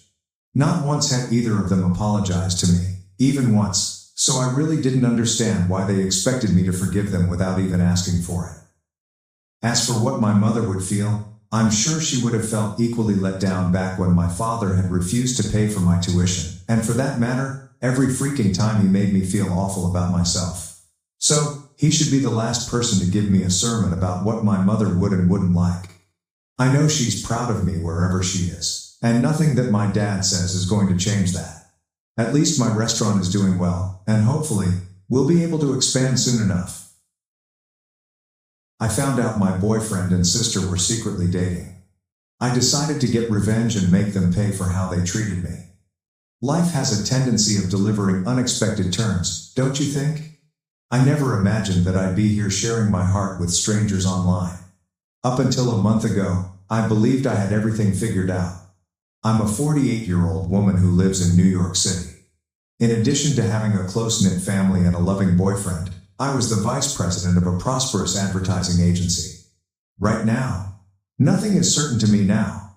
It all began on what appeared to be a typical Tuesday. When I realized I had left my USB drive at home, I was in a hurry to attend to a crucial customer appointment. Not a huge thing, is it? I requested my sister Sarah, 44F, who was spending the week with us, to email me the files when I contacted her. I had no idea how much one small request would rock my world. My heart stopped when I opened Sarah's email. I was staring at private messages between her and my boyfriend, Tom, 45 megabytes, rather than my job files. I initially assumed it was some sort of twisted prank, but the terrible reality dawned on me as I read through the innumerable conversations. For the previous 6 months, my sister and my boyfriend had been having an affair. I had the feeling that I would get sick. I could hardly grasp my phone since my hands were shaking so much. In the hope that I was misinterpreting those messages, I must have read them a dozen times. However, everything was in black and white, including the inside jokes, the flirty banter, and the in-depth accounts of their covert meetings. How I handled that client encounter is beyond me. With my mind spinning from everything I had learned, I was operating automatically. I hurried home as soon as it was over, resolved to face Tom. He was sitting on the couch watching TV as if nothing were wrong when I stormed into our flat. My blood boiled at the sight of him, so careless and uninformed. How long? I threw my phone at him and demanded it. After a little period of confusion, his face became pale as he came to terms with what I had witnessed. He stammered, I don't know what you're talking about, but I could see the remorse on his face. Don't lie to me, Tom, I spit out. I noticed the messages. Sarah and you. For what duration has this been occurring? He initially made an effort to deny it, but as I recounted passages from their conversations, he broke down. He finally said, 6 months, in a voice that was almost audible above a whisper. It simply occurred. We didn't intend for it to, he said, but I interrupted. I didn't want to listen to his justifications. 6 months. A half year of deceit and treachery. He was with my sister when I was working late, assuming he was watching TV at home. I became physically nauseated at the prospect. I said, get out, my voice trembling with hurt and rage. I don't ever want to see you again. Tom remained silent. I was left alone in the apartment we had shared for the previous 2 years after he took a few items and departed. I started crying as soon as he left. I wept till my eyes were dry. After that, I sat there feeling empty and numb. How could they harm me like this? Since I was a young child, Sarah has been my best friend and sister. Growing up, we had shared everything, dreams, clothes, and secrets. What about Tom? He seemed like the one to me. We discussed getting married and creating a future together. Everything felt like a lie now. I gave Sarah a call the following day. To comprehend why she would betray me in this way, I wanted to hear it directly from her. I could tell she already knew when her face showed up on my screen. She appeared as though she hadn't slept because of her swollen, red eyes. She began, "I'm so sorry." But I interrupted her. "Why?" With a chilly tone, I inquired. "Why would you harm me in this way?" As she attempted to explain, Sarah broke down and started crying. She sobbed. "I didn't mean for it to happen. Tom and I simply clicked. I believe I'm in love with him, but I know that's no justification." Her remark struck me like a blow to the body. "Are you in love with him? In love with my boyfriend, my own sister?" In my stomach, it was like a knife twisting. Feeling more alone than ever, I hung up the phone without saying anything else. I contacted our parents, John, 55 million, and Mary, 53 feet, since I wanted to talk to someone in order to make sense of this mess. I believed that they would be sympathetic and supportive, and that they would be outraged on my behalf. Rather, their response made me feel even more deceived. My mom said, "Oh honey," after I told them everything, "Sarah probably didn't mean to cause you any harm. You are aware of her tendency toward impulsivity." What I was hearing was unbelievable. Didn't intend to cause me pain. She spent 6 months having sex with my boyfriend. Now, my father added, "Let's not rush things. The most essential thing is family. If you all get together and have a conversation, I'm confident you can resolve this. Figure this out." Were they sincere? How could I simply forgive and go on from something like this? They obviously cared more about maintaining order than they did about my feelings. On top of everything else, their response felt like yet another betrayal. As the days went by, I saw that I alternated between intense fury and debilitating melancholy. I was unable to eat or sleep. Every time I closed my eyes, I saw Tom and Sarah smiling together over their deception of me. My thoughts were consumed by the betrayal. I wasn't interested in playing happy families, but my parents kept calling to attempt to set up a family gathering to sort things out. How could I ever have faith in Tom or Sarah again? Knowing what my sister had done, how could I sit across from her at the dinner table? Something inside of me exploded during one of these phone conversations with my mother. When I cut her off, she was rambling on about forgiving others and moving on. "No," I firmly answered. "I won't act like everything is fine. They cannot be forgiven for what they did." "But it's not healthy to hold on to anger, sweetie," she objected. "You must." "I need my family to realize how much I'm hurting," I interrupt. "But I'm done because it's obvious that won't happen. I've had enough of Sarah. I've had enough of Tom. And this is the end of our talk." With my heart pounding, I hung up. I had clarity for the first time since this whole nightmare started. I had had enough of being the victim. I had to take charge of my life once more. I scheduled a meeting with a lawyer and called in sick to work the following day. As I told my narrative, Jessica, 50 degrees Fahrenheit, listened calmly and then leaned forward, her eyes concentrated and alert. "You have choices, and you have been wronged," she continued. "Given your professional relationship with Tom, we can investigate this from a number of perspectives, including emotional distress, breach of trust, and potentially even workplace harassment." I sensed hope, something I hadn't felt in weeks, as Jessica outlined possible tactics. Hope for justice, not for forgiveness or reconciliation. I wish I could transform this suffering into something strong. "How about Sarah?" I inquired. "Is there anything we can do to stop her involvement?" Jessica gave a slow nod. "Even though dealing with family members is more difficult, there are still options available to us. We can at least make sure that any assets that the family may have in common are safeguarded." That afternoon, as I walked out of Jessica's office, my head was buzzing with potential solutions. I had a sense of direction and purpose for the first time since I found out about the affair. I was no longer only a victim. I was a lady with a purpose. I took a seat at my computer that evening and began planning. I started by making a list of all the things I wanted to do. I wanted to protect my financial future, reveal Tom's unethical behavior at work, make sure Sarah was held accountable for her activities, and demonstrate to my parents that I wouldn't be coerced or held responsible. I felt an increasing sensation of empowerment as I typed. I had indeed been harmed. I had indeed been deceived. However, I refused to let that define who I was. Rather, I was going to turn this suffering into motivation to start a new phase of my life. I was aware that the path ahead would not be simple. There would be more conflicts and challenging discussions. It's possible that my family won't comprehend or agree with my choices. But I felt strong for the first time in weeks. I was resolved. I made the decision to return to work tomorrow. I would take a proud stance and begin implementing my goals. Sarah and Tom believed they could treat me badly and yet get away with it. My parents believed they could use guilt to get me to ignore everything. They were all going to find out how mistaken they were. I noticed myself in the mirror as I shut down my laptop and prepared for bed. The devastated, deceived victim I had been for the previous 2 weeks was not the lady staring back at me.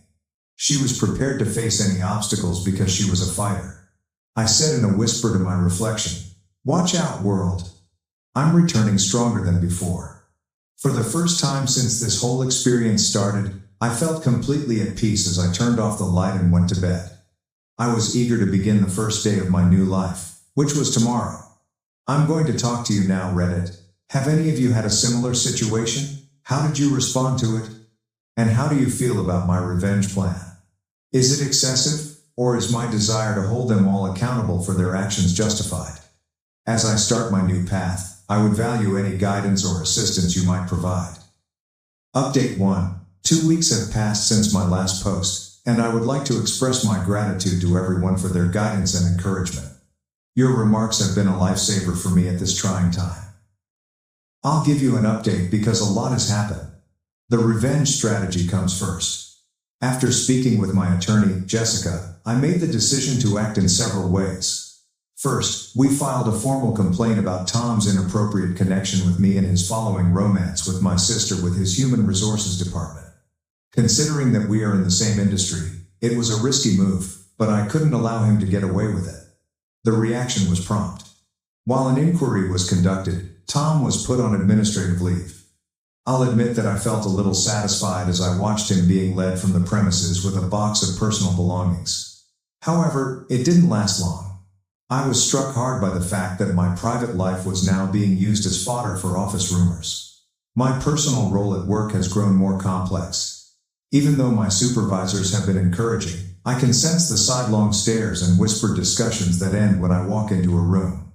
It's obvious that people are curious about my level of knowledge, my anticipated length of stay, and my stability in managing large accounts. In an effort to demonstrate that my personal drama won't impact my professional performance, I've poured myself into my work. Things have gotten worse on the family front. Do you recall how my parents pushed for a family gathering to work things out? It was a catastrophe, but it did happen. A quiet room in a downtown restaurant served as our neutral meeting spot. My blood pressure shot up the moment I went in and saw Sarah sitting there, looking anxious yet somehow defiant. Naturally, my parents were also present, serving as mediators. My father started by saying, "Girls, we're here to talk this out like adults. Until our family decides how to proceed, nobody is going anywhere." I couldn't contain my laughter. "Go ahead? Are you serious? There is no way to move past this." Sarah's voice trembled as she spoke. "I am aware that what I did was improper. I sincerely apologize. However, shouldn't we at least attempt to resolve this?" With a mixture of anger and incredulity, I turned to face her. "Resolve this? You spent 6 months having sex with my partner. Day after day, you deceived me. What do you want to do now? Pretend it never occurred and give it a hug." "She's not saying that," my mother interrupted. "As a family, we simply want to figure out how to get better. You two have always had a tight relationship." I corrected her, saying, "We're close. Tense in the past. And who is to blame for that?" From there, the discussion took a different turn. My parents begged, Sarah wept, and I felt numb.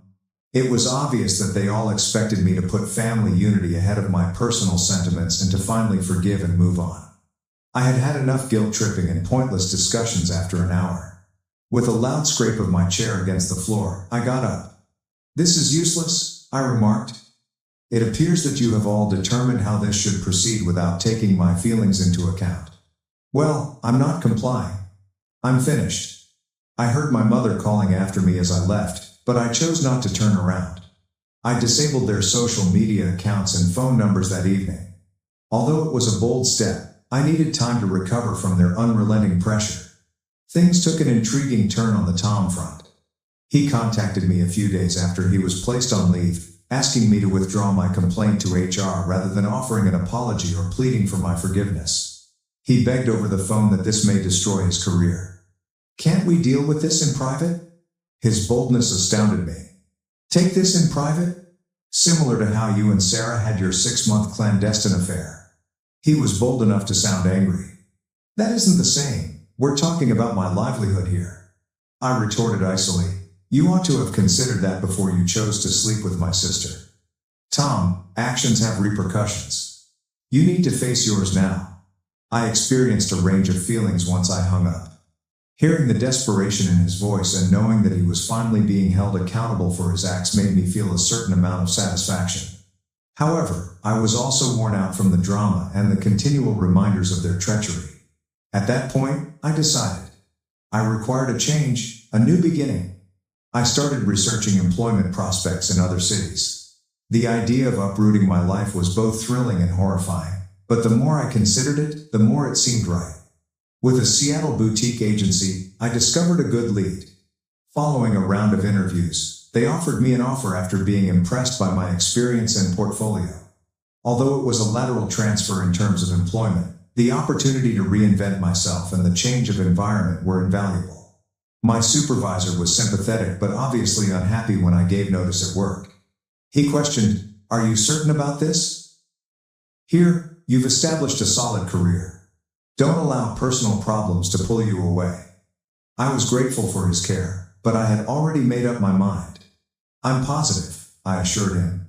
"I need to start over on both a personal and professional level." I was shocked by how many coworkers contacted me to offer their support when word circulated about my upcoming leave. Many of them talked about how they overcame personal obstacles and changed their identities in the middle of their careers.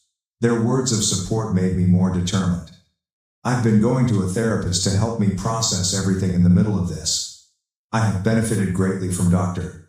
Larson's 58 degrees Fahrenheit assistance in processing my anguish and anger. She has assisted me in seeing that, although my emotions are true, I must not allow them to control me. During one session, she informed me that while seeking revenge may feel good at the time, it won't make your grief go away. Living a good life and going on is the best form of retaliation. I'm making an effort to heed her advice and concentrate on creating my new life rather than destroying my previous one. It's not always simple, and sometimes I still feel like my wrath will get the better of me. But I'm getting better. As I get ready to relocate to Seattle and pack up my apartment, I'm thinking about how much has changed in only a few short weeks. My sister, my partner, and, in a sense, my parents have all passed away. However, I've also developed a new feeling of self, a resolve I was unaware I had. I am aware that the path ahead will not be simple. It's intimidating to start anew in a new city and start my life over from scratch. But I'm looking forward to the future for the first time in a long time. I'm interested to see who I'll develop into once I'm not burdened by expectations from my family or betrayal. I hear those who told me to forgive, move on, and take the high road. I no longer seek retribution for its own sake. Yes, I'm working for justice, but more than that, I'm working for my own happiness and mental health. So, Reddit, that's the current situation. I'm going to start a new chapter in my life, putting the hurt and treachery behind me. Although I'm anxious, thrilled, and a bit afraid, I'm primarily proud of myself for taking charge of my life. I appreciate all of your help and guidance. You have no idea how much it has meant. After I'm settled in Seattle, I'll provide another update. Good luck to me. Update 2. 3 months have passed since my last post, and I'm writing this from my new Seattle apartment with a view of Puget Sound. Every day, the view reminds me of my progress. It's exciting and scary to move to a new city in your late 40s. Although everything is new, there is a certain liberation that comes with not knowing. Nobody here is aware of my past, my suffering, or my guilt. Whoever I want to be, I can be. In the best way conceivable, my new position at the boutique agency has been demanding. I'm taking on multiple roles because the team is smaller. I've had to learn new talents and step outside of my comfort zone as a result. I am gradually forming new friendships. It's a start, even though it's not as good as the close relationships I had in New York. Let's move on to the fallout from my revenge plan. I place that in quotes because, in retrospect, it was more about justice and taking back control of my life than it was about getting even. In the end, Tom lost his job due to professional misconduct. A history of inappropriate behavior with other coworkers was also discovered during the HR probe. My old employer called me and thanked me for coming forward and apologized for not detecting Tom's actions sooner. The repercussions for Sarah have been less professional and more personal. As word of her affair spread, she lost acquaintances, and our parents finally seemed to understand the seriousness of what she had done. She wrote me a tearful letter last week, filled with explanations and apologies. She talked about how she had always felt like she was living in my shadow and of her own fears. The letter concluded with an appeal for pardon. For the first time, I sensed a tiny fracture in the wall of wrath I had constructed, but I'm still not there, not even close. I haven't replied yet, and I may not do so. Additionally, my parents have begun contacting me more often. Instead of advocating for reconciliation, they have been helping me adjust to my new life. In order to send a housewarming present, my mom even inquired for my address. My own self-change has been the most notable. Peace has slowly taken the place of the rage that previously overwhelmed me. Even though I still get angry occasionally, they are become less frequent and less severe. This approach has been greatly aided by my therapist, Dr. Larson. Forgiveness is something we've been working on, not for Tom or Sarah, but for me. She has aided me in seeing that forgiving someone does not include accepting their actions or allowing them to return to my life. It entails letting go of the grip that rage has on me. I've been concentrating on personal development and self-care. I've started taking photography classes, joined a reading group, and started doing yoga and meditation. I went on my first date since the whole situation last weekend. It wasn't a life-altering experience, but it was nice to meet someone new. His name is Mark, 52 million. In terms of my career, I'm succeeding in unexpected ways. My enthusiasm for advertising has been rekindled by the new beginning. I presented a campaign that challenged convention last week. We got the account because the client thought it was fantastic. It served as a potent reminder of my value on both a personal and professional level. There have also been difficulties.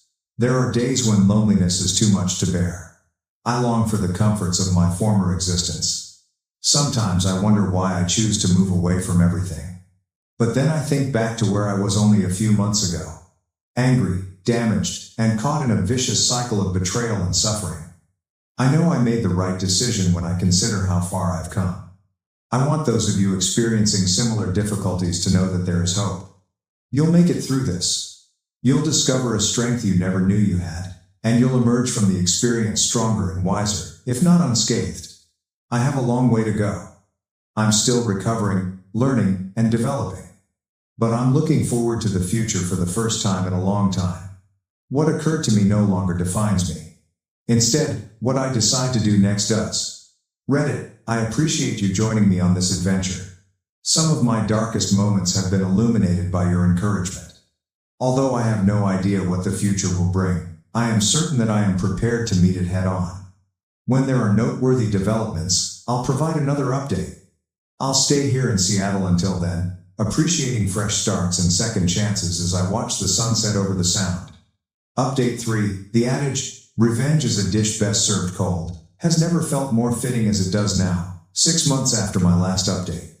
I've been quite busy, and now my well-planned outcomes are finally materializing. Let's start by discussing Tom. Do you recall his dismissal from our previous employer? But that was only the start. I've been methodically damaging his industry-wide professional reputation. How? Thanks to former coworkers who owed me favors, I was able to produce an anonymous blog post that detailed his misbehavior and included censored evidence from our HR department. In the world of advertising, the blog gained a lot of popularity, but I continued. Posing as a headhunter, I created a phony LinkedIn profile and contacted Tom, promising him interviews at prominent agencies. Naturally, my pals who are actors staged these interviews. Tom would arrive, wait for hours, and then be informed that the interview was not planned. This occurred 5 times before he realized what was going on. Last week was the coup de grace. Using some cunning, I managed to get Tom invited to participate in a large advertising conference. This, he believed, was his opportunity to turn his life around. He was unaware that I had positioned multiple persons in the crowd. They questioned him sharply about his prior misbehavior when it came time for Q&A. After stumbling and perspiring, Tom bounded off the stage. Since the video became public, there's no longer any prospect that he will be able to recover his career. Let's go on to Sarah. With that heartfelt letter, my darling sister believed she might slither her way back into my favor. I chose to let my deeds speak louder than my words rather than answer. I employed an excellent PI to investigate her past, and they found a wealth of information. As it happens, Sarah has a history of taking out loans from our parents and never repaying them. I submitted our parents a thorough report that included dates and amounts for each of these loans. They were, to put it mildly, shocked. However, it wasn't all. Additionally, the PI found proof that Sarah had embezzled money from her job. That little issue was resolved when her company's audit department received an anonymous tip. When I discovered that Sarah had been lying about her educational background, however, it was the cherry on top. Although she stated on her resume that she had completed her degree, she never did. After making a brief phone call to her human resources department, Sarah was declared unemployed and unemployable. Our parents, on the other hand, at last realized the truth. To supposedly clear the air, I called a family gathering. Rather, I showed a PowerPoint that listed all of Sarah's deceptions and manipulations across the years. It was immensely satisfying to see the changes in their expressions from bewilderment to shock to rage. Sarah is now totally cut off from them, both financially and emotionally. This degree of retaliation may seem extreme to you, but I can promise you that it is just. I almost got destroyed by these people. They attempted to gaslight me into forgiveness, abused my confidence, and diminished my sense of value. Forgiveness is not an option. Despite everything, I've been doing well in Seattle. My new position? I currently lead a boutique agency as its CEO. As it turns out, the owner wanted to retire, and I made him an irresistible offer. It was worthwhile even if I had to spend a sizable portion of my savings. Now, I have the authority to ban Tom and Sarah from a whole industry. My personal life has also changed in an intriguing way. Do you recall the architect, Mark? He has his own spiteful streak, it turns out. He offered some inventive ways to make his ex-wife's life miserable when she cheated on him. We are now allies in life and retaliation. Being with someone who sympathizes with my suffering and encourages me to take action is thrilling. In addition, I have established a support group for those who have experienced familial betrayal. I've gained some wonderful allies, and it's been helpful. We encourage one another, exchange tactics, and sometimes even assist one another in plotting retaliation. I adore it. It's like a book club with a twist. Some of you may be wondering if any of this makes me feel bad. The answer is definitely no. I provided Tom and Sarah the opportunity to express genuine regret and make amends. Rather, they attempted to control me and force me to forgive before I was ready. They are now realizing that their acts have repercussions. I want to respond to those of you who suggested that I be the greater person or take the high road. Sometimes it's overrated. Fire must sometimes be put out with fire. I'm not saying that everyone should follow this route, but for me, it was essential. This retaliation has been empowering, therapeutic, and well worth the effort. I feel a sense of calm that I haven't experienced in years as I sit in my corner office with a view of the Seattle skyline.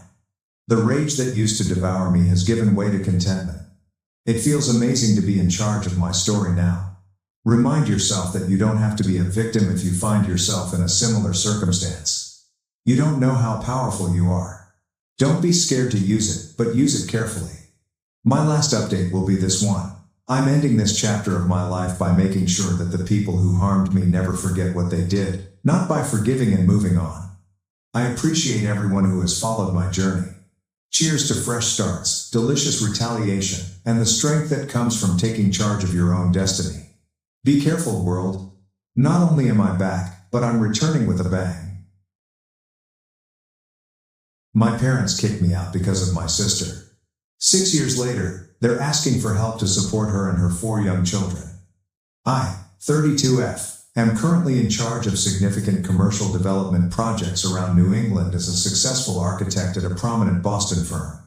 Nathan, a 34-year-old man who works as a project manager in sustainable development, is my fiancé.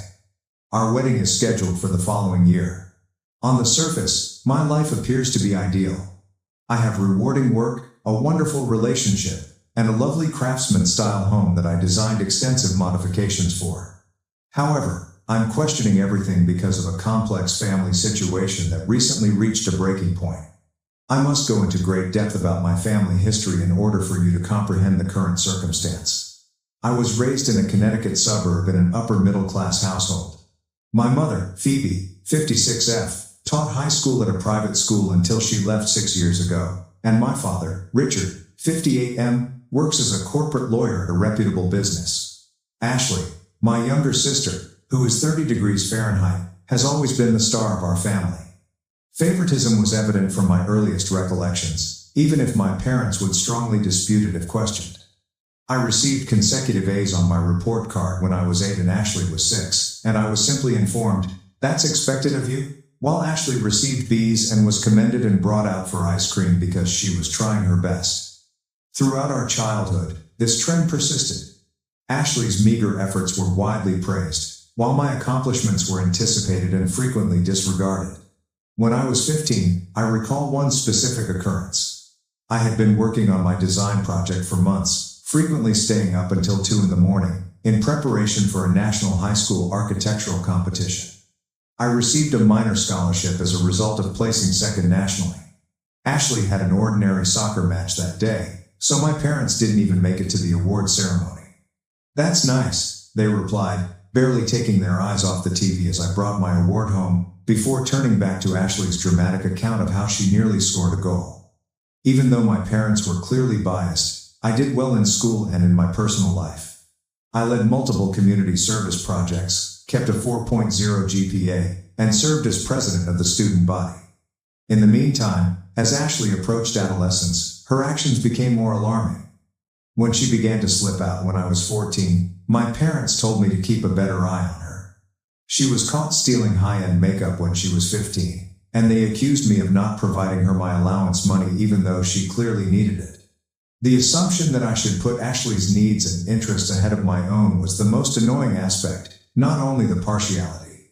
My part-time job at a local design firm, where I made coffee and filed papers, allowed me to save up $3,000 when I was 16. I intended to use it for a Columbia University summer architecture course. My parents, however, borrowed my cash to assist cover the repairs after Ashley, who wasn't supposed to be driving, smashed her boyfriend's car. They never fulfilled their commitment to reimburse me. I lost the chance to improve my college applications and the summer program opportunity. I was able to gain admission to a prominent architectural program in spite of these obstacles.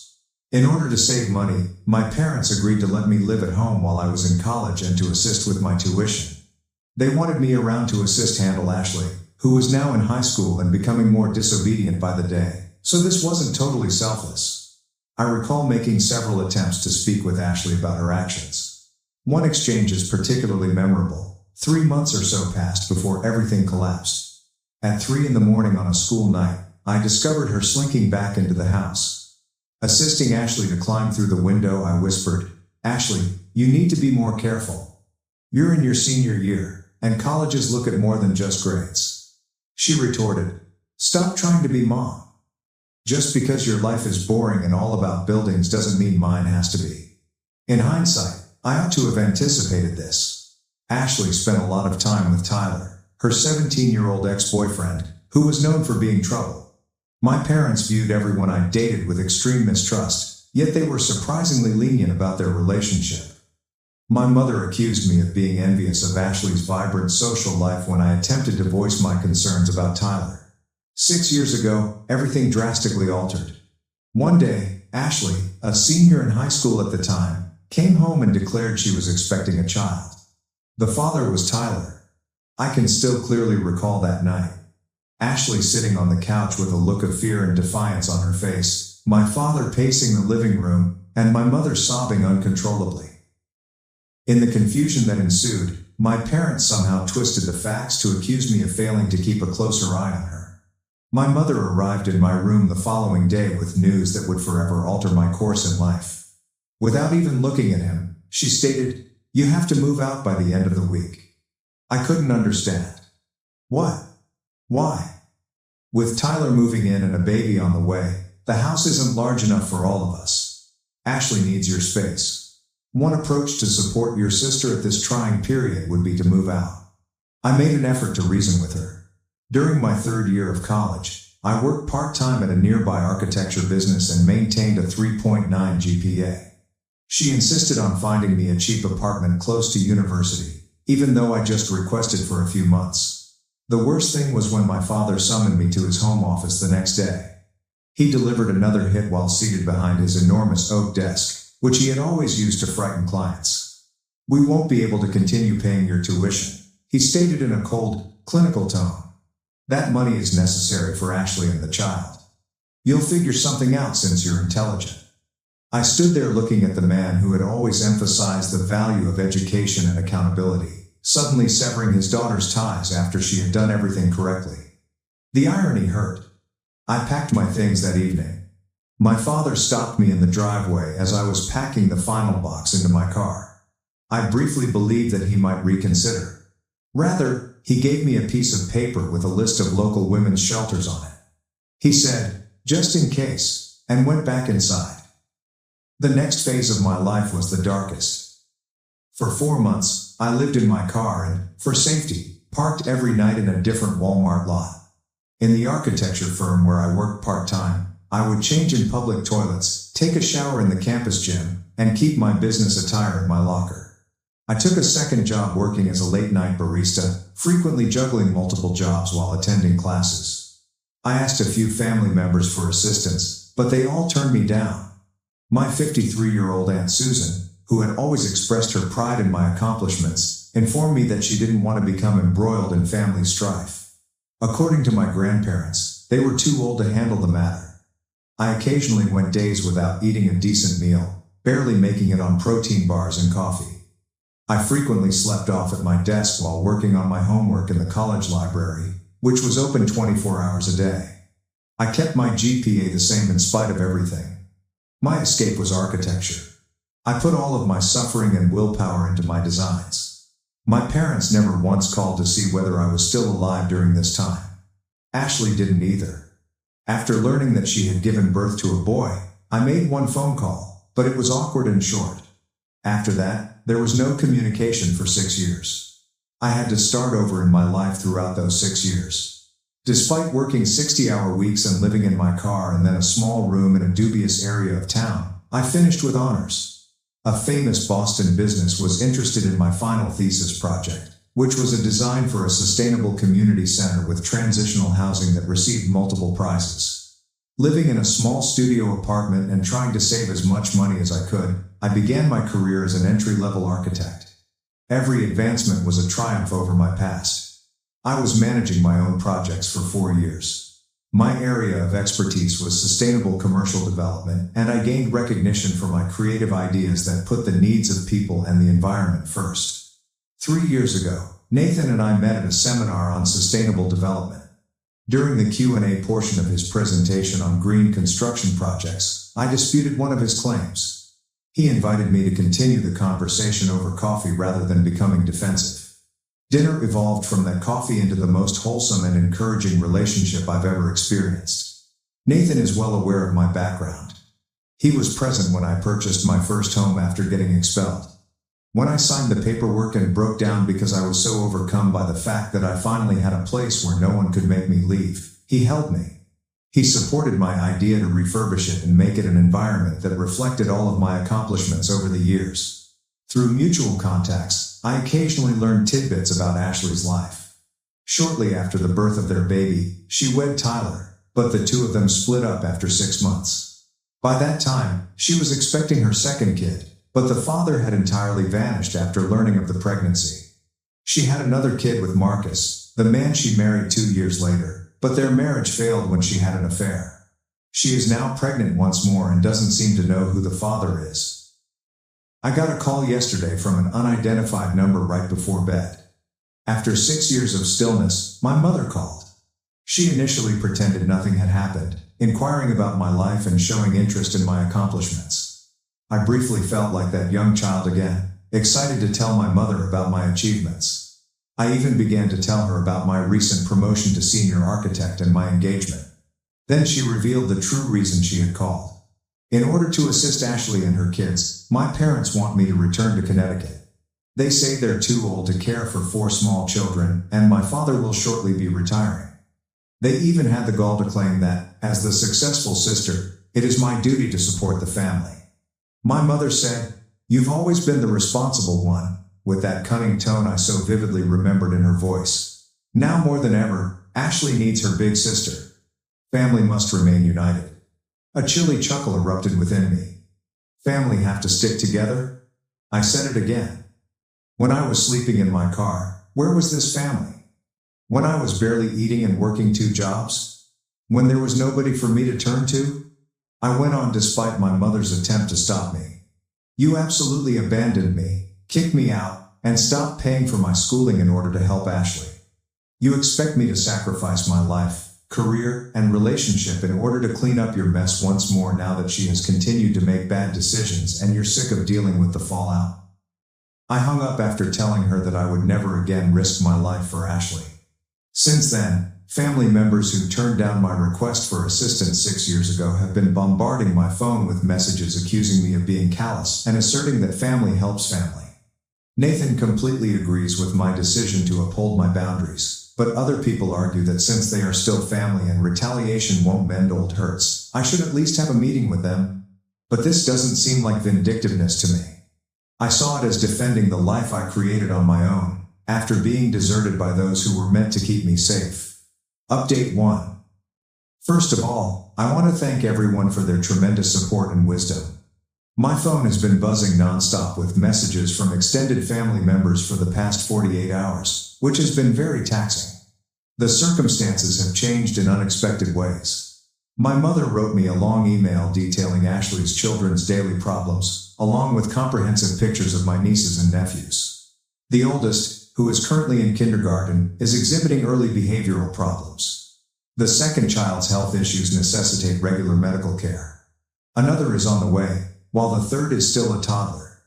A communication from an old family friend who teaches at Ashley's old high school was what really got to me.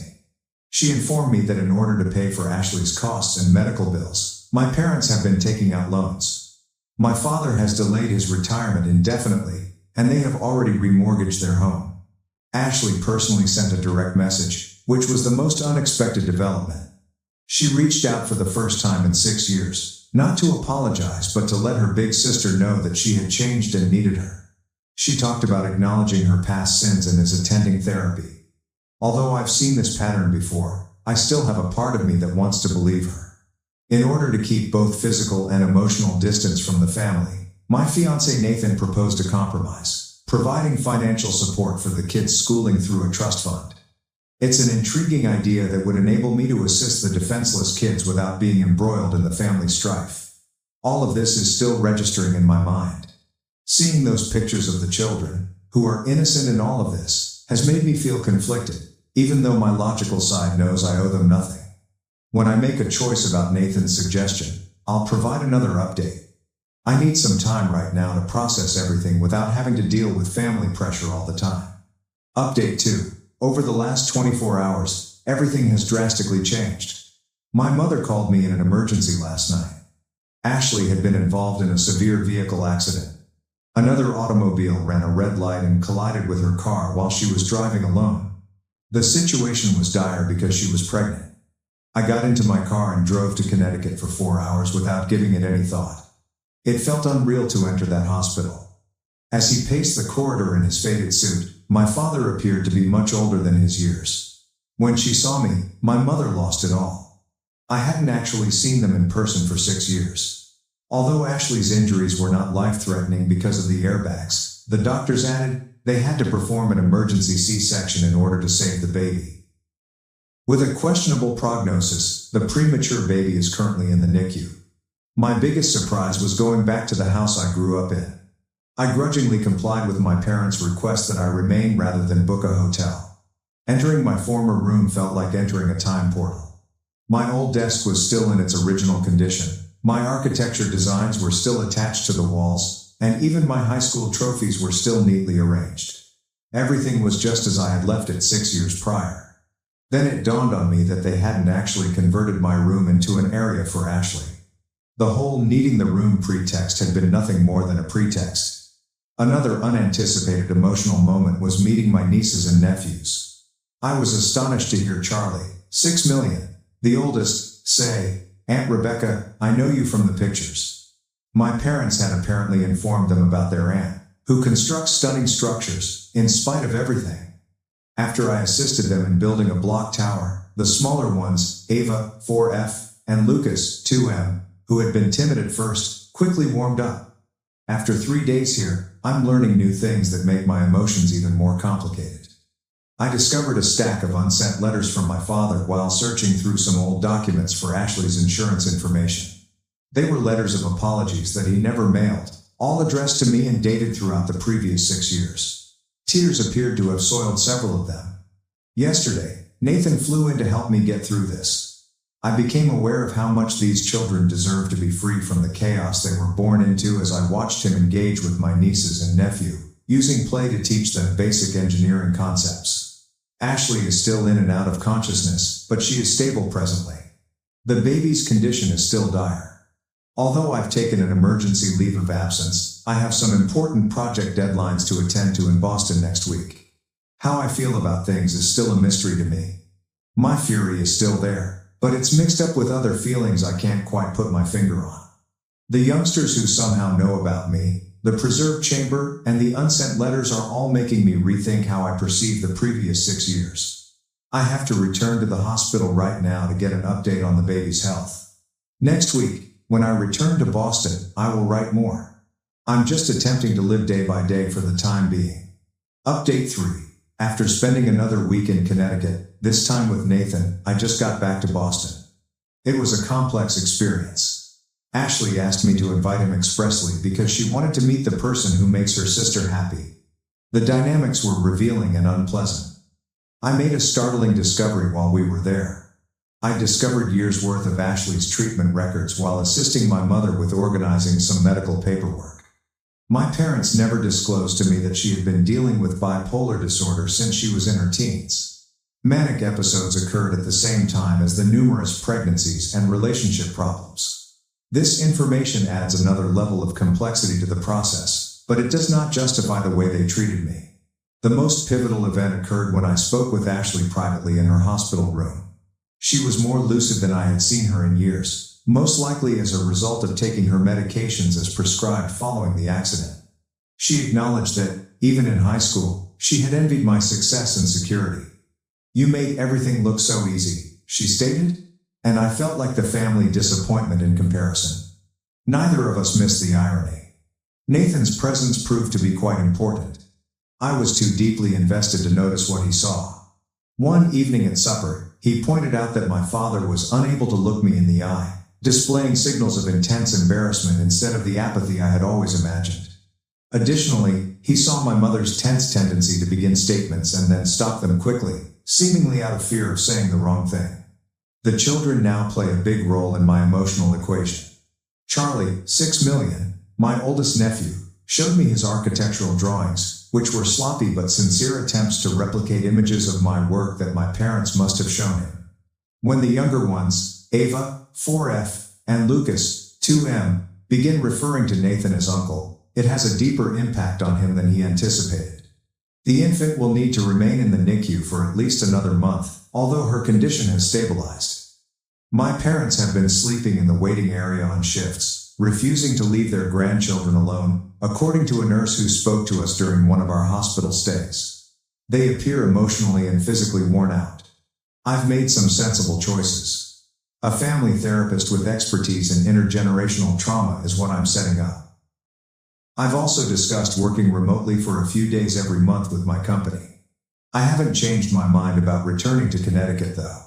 I now live and work in Boston. On the way back to Boston, Nathan and I had a lengthy conversation. His statement, "Sometimes the hardest part of healing isn't forgiving others. It's forgiving yourself for still caring," really resonated with me. I've been feeling bad about not being able to control my rage in its purest, protected form, so this really spoke to me.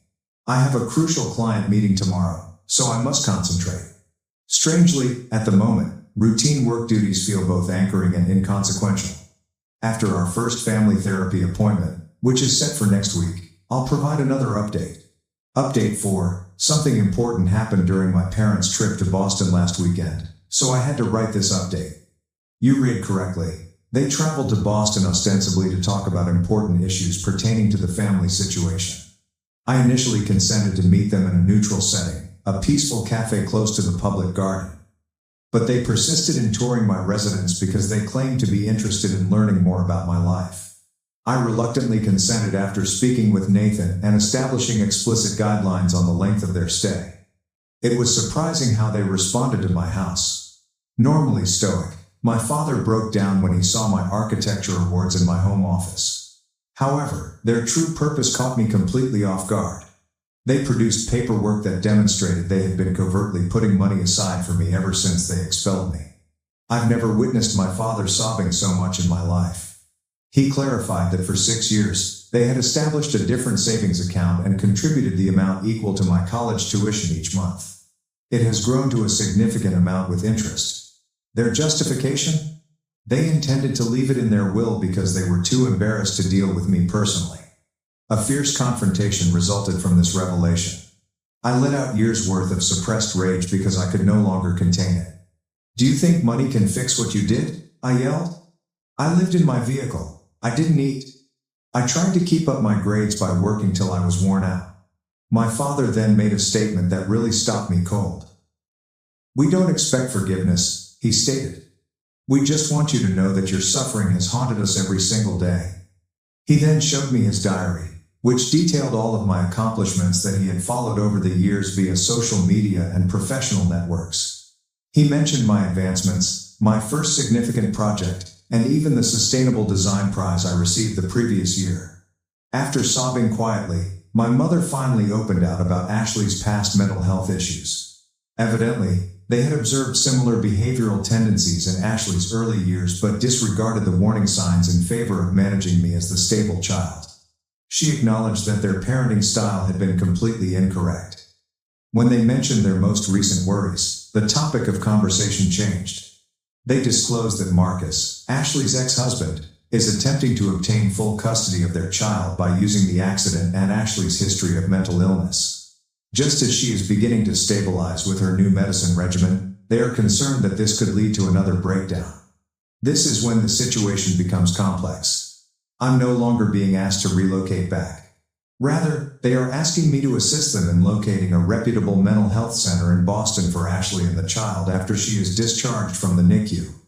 In order to assist with the other children while Ashley receives the care she needs, they wish to sell their Connecticut home and relocate closer. Nathan, who remained close by to provide assistance if necessary, subsequently made a significant observation. They're finally acknowledging their mistakes and trying to find actual solutions instead of just dumping responsibilities on you.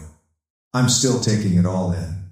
Although the money they save doesn't change the past, their persistent covert efforts at making amends reveal a level of regret I hadn't previously thought of. My father's journal seems like a heartbreaking reminder of what might have been, a father who was proud of his daughter's accomplishments but was too embarrassed to say so out loud. To learn more about Ashley's custody dispute and what part, if any, I should play in it, I'm meeting with a family law lawyer tomorrow. Additionally, I'm looking into psychiatric hospitals that focus in postpartum mental health treatment. Regarding my assistance with Ashley's treatment plans, I have not responded to them. Although I have a strong desire to uphold rigid limits, I also acknowledge that this could be an opportunity for genuine, structural change in our family's dynamic. This time, with the right boundaries and expert assistance, things could be different. Once I've decided how I want to participate in these new developments, I'll provide another update. Update 5. I've made some decisions regarding my relationship with my family going forward after giving it a lot of thought and attending multiple family therapy sessions. Initially, in response to my parents' inquiry concerning Ashley's care, I assisted them in locating a respectable mental health and postpartum care center in Boston. I did, however, clarify that my participation would be strictly limited and professional. Although I will not be personally involved in Ashley's daily care, I was able to connect them with the resources they needed through my professional network. My parents' savings account has been transformed into a trust fund, of which I am the trustee, for Ashley's children's education. This arrangement guarantees that the funds will be utilized suitably while upholding professional boundaries. Nathan used his financial planning and contacts to assist put things up. I never imagined how my relationship with my family would change over time. I've developed a methodical approach to keeping in touch that safeguards my personal well-being, even if I won't be returning to Connecticut or taking on any caregiving duties. We've decided to continue family therapy sessions and have frequent video chats with the kids, with Ashley being contacted directly only in case of emergencies. Even though my mother still calls a lot, I've seen a big shift in the way she handles things. She no longer makes demands or guilt trips before providing family information, and she respects my limits when I tell her that I'm too busy to talk. My father made the most unexpected revelation. In addition to sending me a formal written apology outlining particular occasions in which he failed me as a father, he began visiting his own therapist. Instead of the cliched, "I'm sorry for everything," I had anticipated, I received a considerate acknowledgement of particular negative behaviors and how they affected my life. After being admitted to the treatment center, Ashley is beginning to show recovery. At last, the infant is well and no longer in the NICU. I've made arrangements for a child psychologist to work with her older children to help them deal with these changes while I keep an emotional distance. I've decided not to include my family too much in our wedding arrangements, which Nathan and I are moving forward with. Although they will be invited as guests, friends who helped me through my darkest moments will play the customary family roles in the wedding. I am content with my choices as I look to the future. It's a carefully planned relationship that safeguards my mental health while recognizing the intricacy of familial ties, even though it's not the total reunion some might expect for. I've discovered that taking care of family members doesn't have to mean compromising my own health or giving into toxic relationships. There isn't a tidy, happy ending to my story where everything is forgiven and forgotten. Rather, it ends realistically, with relationships being reframed on better terms, professional assistance being sought, and boundaries being upheld. That's the best we can do at times, and that's acceptable. My last update will be this one. We are grateful to everyone who helped and counseled us along the way.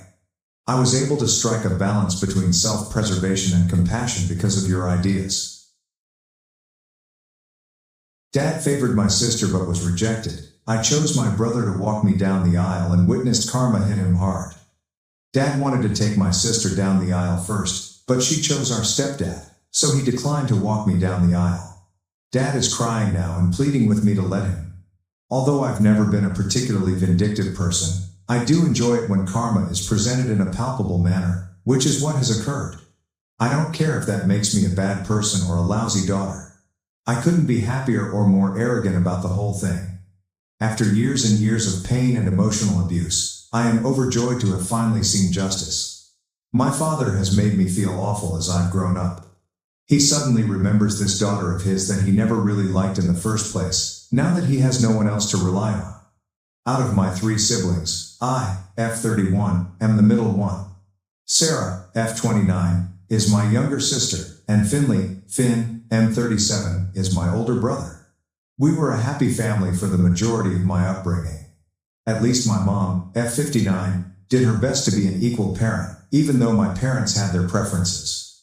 My father, M65, is not in the same boat. Favoritism was clearly visible in his actions. His favorite person was Sarah, and since Finn was the son, he naturally felt a connection with him and they could bond over man things. I was, of course, left out of this dynamic. It began at a very young age. I've always had the impression that my father didn't think highly of me.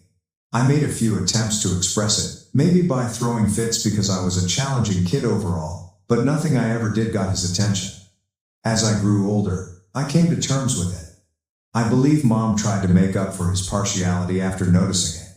because I would have remained invisible my entire life if it had been up to my father. I have always adored her for seeing me. Mom did her best to be an equitable parent, but as I mentioned, she was not flawless. She treated us the same and loved us equally. I believe Finn noticed that she made an effort to keep me from feeling excluded. He attempted to fill in after noticing my neglect and my tendency to be distant. When Finn was learning how to change automobile tires, he would ask Dad if I could come along. When Dad taught him how to drive, he made sure I was present. Dad didn't involve me in the chats, so I know it was him. I didn't experience abuse or anything similar. We received similar gifts if they gave them to us. For example, I received as many new outfits as either Sarah or Finn. However, Dad never provided me with any emotional support. Mom and Finn attempted to fill that void in my life for all that time. Sarah, on the other hand, simply enjoyed playing the role of the young princess. She was a snobby child, and her attitude caused her school to raise various concerns. In some way, all of those worries were ignored. She developed into a very demanding and conceited young lady. I am not really close to her as a result. I'm really close to Finn, and he simply can't bear Sarah.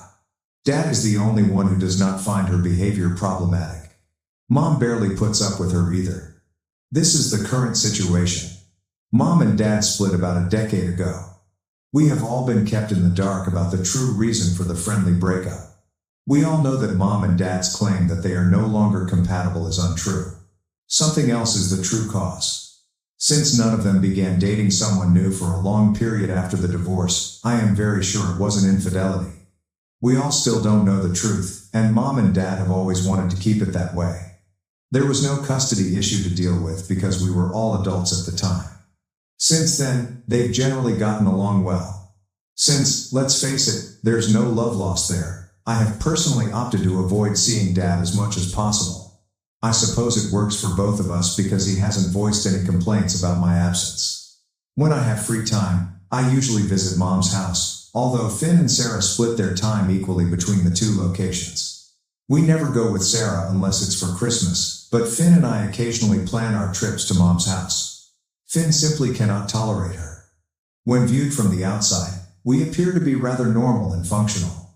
But for once, I am glad that things have taken a turn for the worse. Mom began dating Arthur, M60, 5 years ago. They clicked right away after meeting at a yoga retreat. My time with Arthur is enjoyable, and he is a cool guy. He never tries to push limits and is kind to Finn and myself. Since nobody has ever mentioned it and I don't see any justification for him to treat Sarah badly, I'm going to presume that everything is well between them. All that matters is that Mom is happy. Even though Dad is very combative with Arthur, they have a friendly relationship. I believe it's because Dad doesn't have a steady partner and his dating life hasn't been very successful. In addition, Mom's life is opulent in comparison to her life with Dad, and Arthur makes a lot more money than Dad does. We are all pleased for Mom, but I believe Dad is really resentful of the whole thing. The fact that we get along well with Arthur is another thing he dislikes. Dad still acts envious despite Finn's attempts to explain that none of us are taking his place and that we are simply acting like responsible adults in this scenario. All of it is very offensive and childish. Fortunately, since I don't see Dad very often, I don't have to deal with a lot of it. The dynamics of the family are as follows at the moment. Understanding the backdrop is crucial to comprehending the events of the past few days. My fiancée, Kieran, M34, proposed to me a few months ago. We've spent a lot of time together. I prefer to stay private, therefore I didn't make the engagement public right away. After choosing the date, Kieran and I informed our families since we wanted to get married as soon as possible and avoid a lengthy engagement period. 1 week from now, the wedding is planned. My family's response when I told them was conflicted. Arthur was pleased, and Finn and Mom were ecstatic. Sarah appeared pretty unhappy, but Dad's response was fairly neutral. All of this took place during a video call, and I could see that she quickly ended the call after forcing a grin. She detests not being the center of attention, so I was expecting some sort of tantrum, but at that moment, I couldn't stand her theatrics. I informed Finn that I wanted him to be the one to escort me down the aisle, not Dad, and I called him separately to gossip. He remained silent for a time and claimed that although he was deeply moved by my request, He believed it was improper to fulfill and that Dad would make a big deal out of it. He claimed that although he would really like to, he was unable to do so since he didn't want to annoy his father. He said something that hurt me. He understood that I needed him to be there with me since he had been my male protector far more than Dad, and I informed him that I had come to him because I had been let down by Dad on multiple occasions. I hate to say it, but I also felt Finn was making sense, so I didn't argue with him about it. It was an emotional conversation. Gently, he assured me that it didn't matter if he escorted me down the aisle. It was crucial that my day be as uneventful as possible so that I could look back on it with joy and no resentment. If he were to assume Dad's position, he claimed, Dad would remain agitated during the ceremony and spoil the day and the memories for me. He was correct. I knew what Finn said would make my day simpler, if not perfect, and Dad was more than capable of pulling off such a ruse. Finn advised me to discuss it with Dad. I stated I would give it some thought and that I was hesitant to have him escort me down the aisle. Fortunately, Sarah and her boyfriend Zach announced their engagement 2 weeks later. After exchanging glances with Kieran, I knew she would try to steal the show at my wedding or do something else, but I couldn't help myself. Finn was also not very pleased. We were both aware of the timing, but we were unable to change it, so we kept quiet. One positive outcome of this is that Sarah's wedding is scheduled for approximately 5 weeks from now, 1 month after mine. The stars didn't align in her favor, so she had to be content to be the second bride in the family, even though she had really wanted to marry before me. I resisted her attempts to guilt me into delaying my wedding, even though she was rather sour about it. She needed to grow up since I wasn't the type to give in to her whims. Thus, things remained unchanged. But it seems that Dad and Sarah agreed that he would accompany her down the aisle before he did the same for me. I'm not really sure how they came up with something that strange. Since I never had much luck with boys in school or college, I suppose they figured I wouldn't get married or would get married later. In any case, once Sarah announced her engagement, I requested Dad to accompany me down the aisle. He sadly informed me that he had promised his baby that he would accompany her first. Years ago, while she was on her deathbed, which never materialized, he said he had made that commitment. Now, he wouldn't be able to lead me down the aisle because he couldn't break his word and break her heart. To be honest, I was thrilled because I didn't want him to accompany me down the aisle in the first place. I was dancing within as I feigned sadness and hurt. I assured him that even if it hurt, it didn't, I would accept his vow to Sarah because I respected it. I called Finn right away and informed him of the situation. He was upset with his father. Finn stated that he would have seized the chance to accompany me down the aisle immediately if he had known Dad would act in this manner. He said that I could choose whatever daughter I wanted to grant this privilege to if Dad could. I was too delighted to care if Finn was upset with Dad. In the end, it had turned out to be just what I had desired, and I am overjoyed. Despite the pressure of wedding planning, everything was going smoothly. Up until yesterday, when unheard of drama entered my life, drama for which I lacked the stamina, everything looked to be in order, despite my jitteriness and nervousness. Sarah told her father last night that he would not be accompanying her to the wedding. She requested Arthur to do it instead. We were all surprised by this. Not only that, she announced it via video call. She could have been more tactful about it, and it was cruel. We were all aware of Dad's excitement for her wedding. Because she and her fiancé wanted to save money for the honeymoon, he had even covered the entire cost. Dad had nearly mentally checked out of my life, and Mom and Dad were busy organizing 2 weddings. Since all of his attention was on Sarah, he had nothing to contribute or recommend and continued to show no interest in anything pertaining to my wedding. Furthermore, he had not made any financial contributions to my wedding. We were paying for it ourselves, Kieran and I. It had gotten to the point where I was depending more on Mom and Arthur's advice than on Dad's. In contrast to Sarah, Arthur was actively involved in my wedding preparations. Because of this, even Arthur appeared surprised by Sarah's request, or rather, her demand, and was unsure of how to react. When Mom finally stated that Arthur would love to do it, he continued to stare at her. I work in corporate, where terrible calls are almost a given, but that had to be one of the worst calls I've ever been on. Dad was crying. He began cursing out Arthur instead of discussing it with Sarah, and then hung up. And that was all. I didn't ask Dad how he was feeling, but I'm sure the others did. I quickly hung up the phone since I had too many other things to think about. Besides, this wasn't my problem. He didn't want to renege on the commitment he had made to Sarah. It was between them if she broke it. I didn't want or intend to step in. They were able to resolve it among themselves. I wasn't interested in becoming involved in trivial family matters at this time. I had no idea that it would soon cause me great annoyance. A few hours after his little princess dealt him a heartbreaking blow, Dad called me last night in tears. On the phone, he was crying and telling me that he would love to walk me down the aisle now and that he was foolish for turning down my offer. I was shocked by what I heard. It was astonishing how entitled they were. Although I was sorry for what had transpired, I gently explained to him that it was between him and Sarah. It had no bearing whatsoever on my wedding plans. I informed him that this had been decided months prior and that Finn was escorting me down the aisle. I also informed him that I was unable to make a last-minute modification. He promised to speak with Finn, saying that I didn't need to be concerned about Finn's disagreement because Finn was merely a placeholder for him. I explained to him that I didn't want to hurt Finn, not that he agreed. Dad didn't need to know that I didn't want him to be my father in the first place. I informed Dad that no swap was taking place, despite his insistence that he speak with Finn and make amends. The final step was for Finn to lead me down the aisle.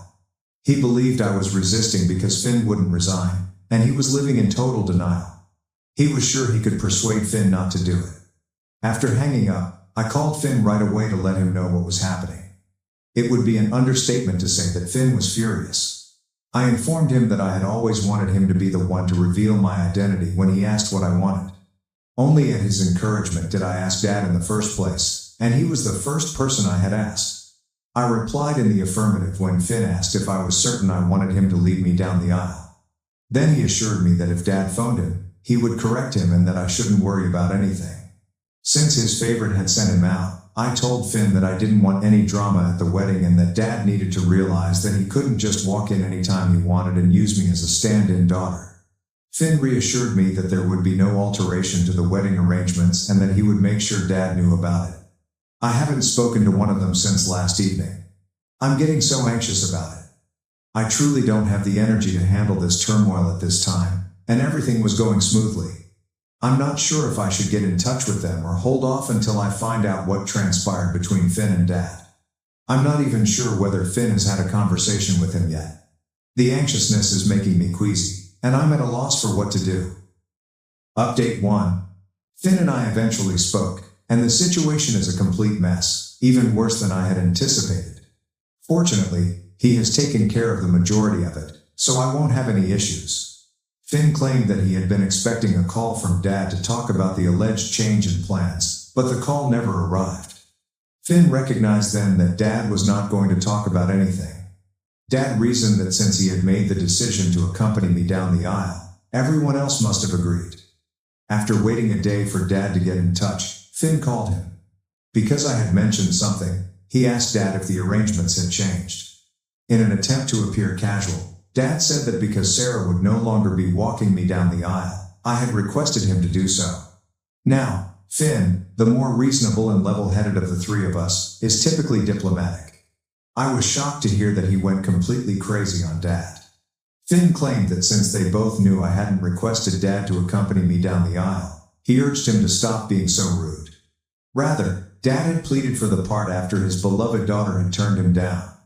Dad was enraged to hear this. When faced with the truth or anything he doesn't want to hear, he has a tendency to react violently. Finn, however, told Dad to stop talking and listen for once before he could interfere. Finn stated that considering how he had treated me over the years, Dad should be thankful that he was even receiving an invitation to my wedding. Then Finn relaxed. He later expressed regret to me for snapping at Dad, particularly so near the wedding, but he said he was unable to control himself. Finn longed for Dad to see his true self and shed the mask he was wearing. Finn admitted to Dad that he had always given preference to Sarah and had, at most, tried to get along with Finn, but I was never given any thought.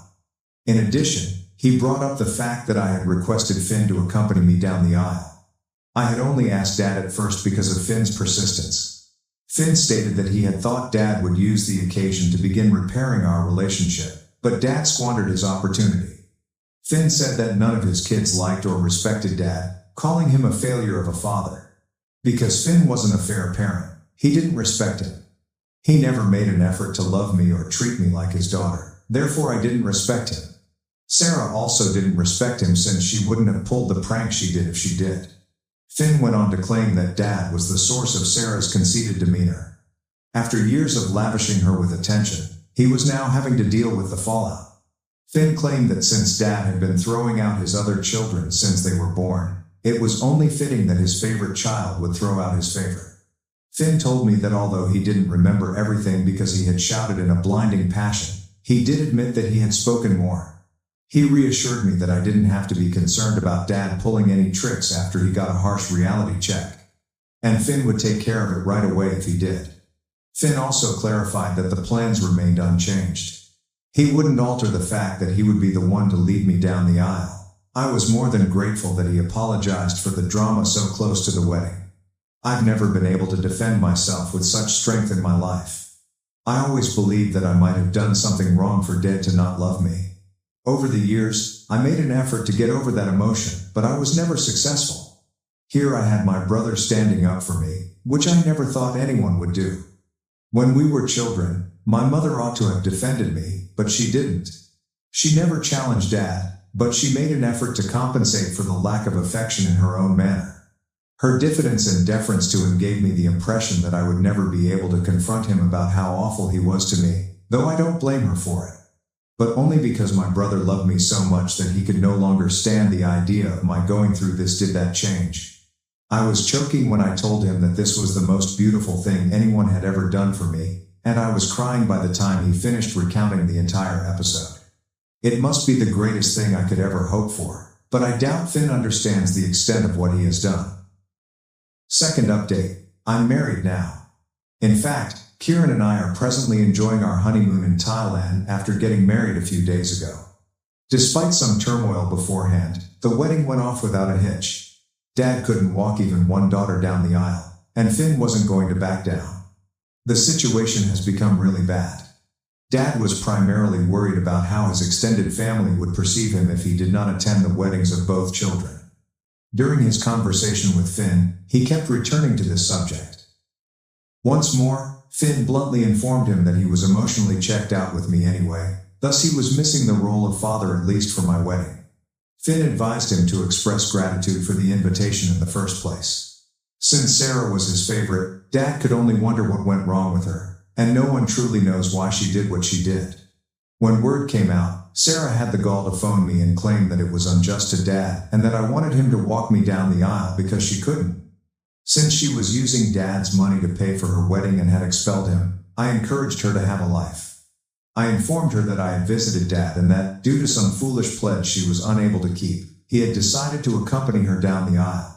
She was more than welcome to change things up at her wedding if she was so offended by her beloved father's misery. Since she was feeling awful about Dad, I assured her that Arthur would understand and that I could even speak with him on her behalf. She ended the call since she had nothing more to say. Before the wedding, I called Finn and informed him that I didn't want to be involved in any more father drama. If it came to me, it was his duty to make sure I was finished with this bullshit.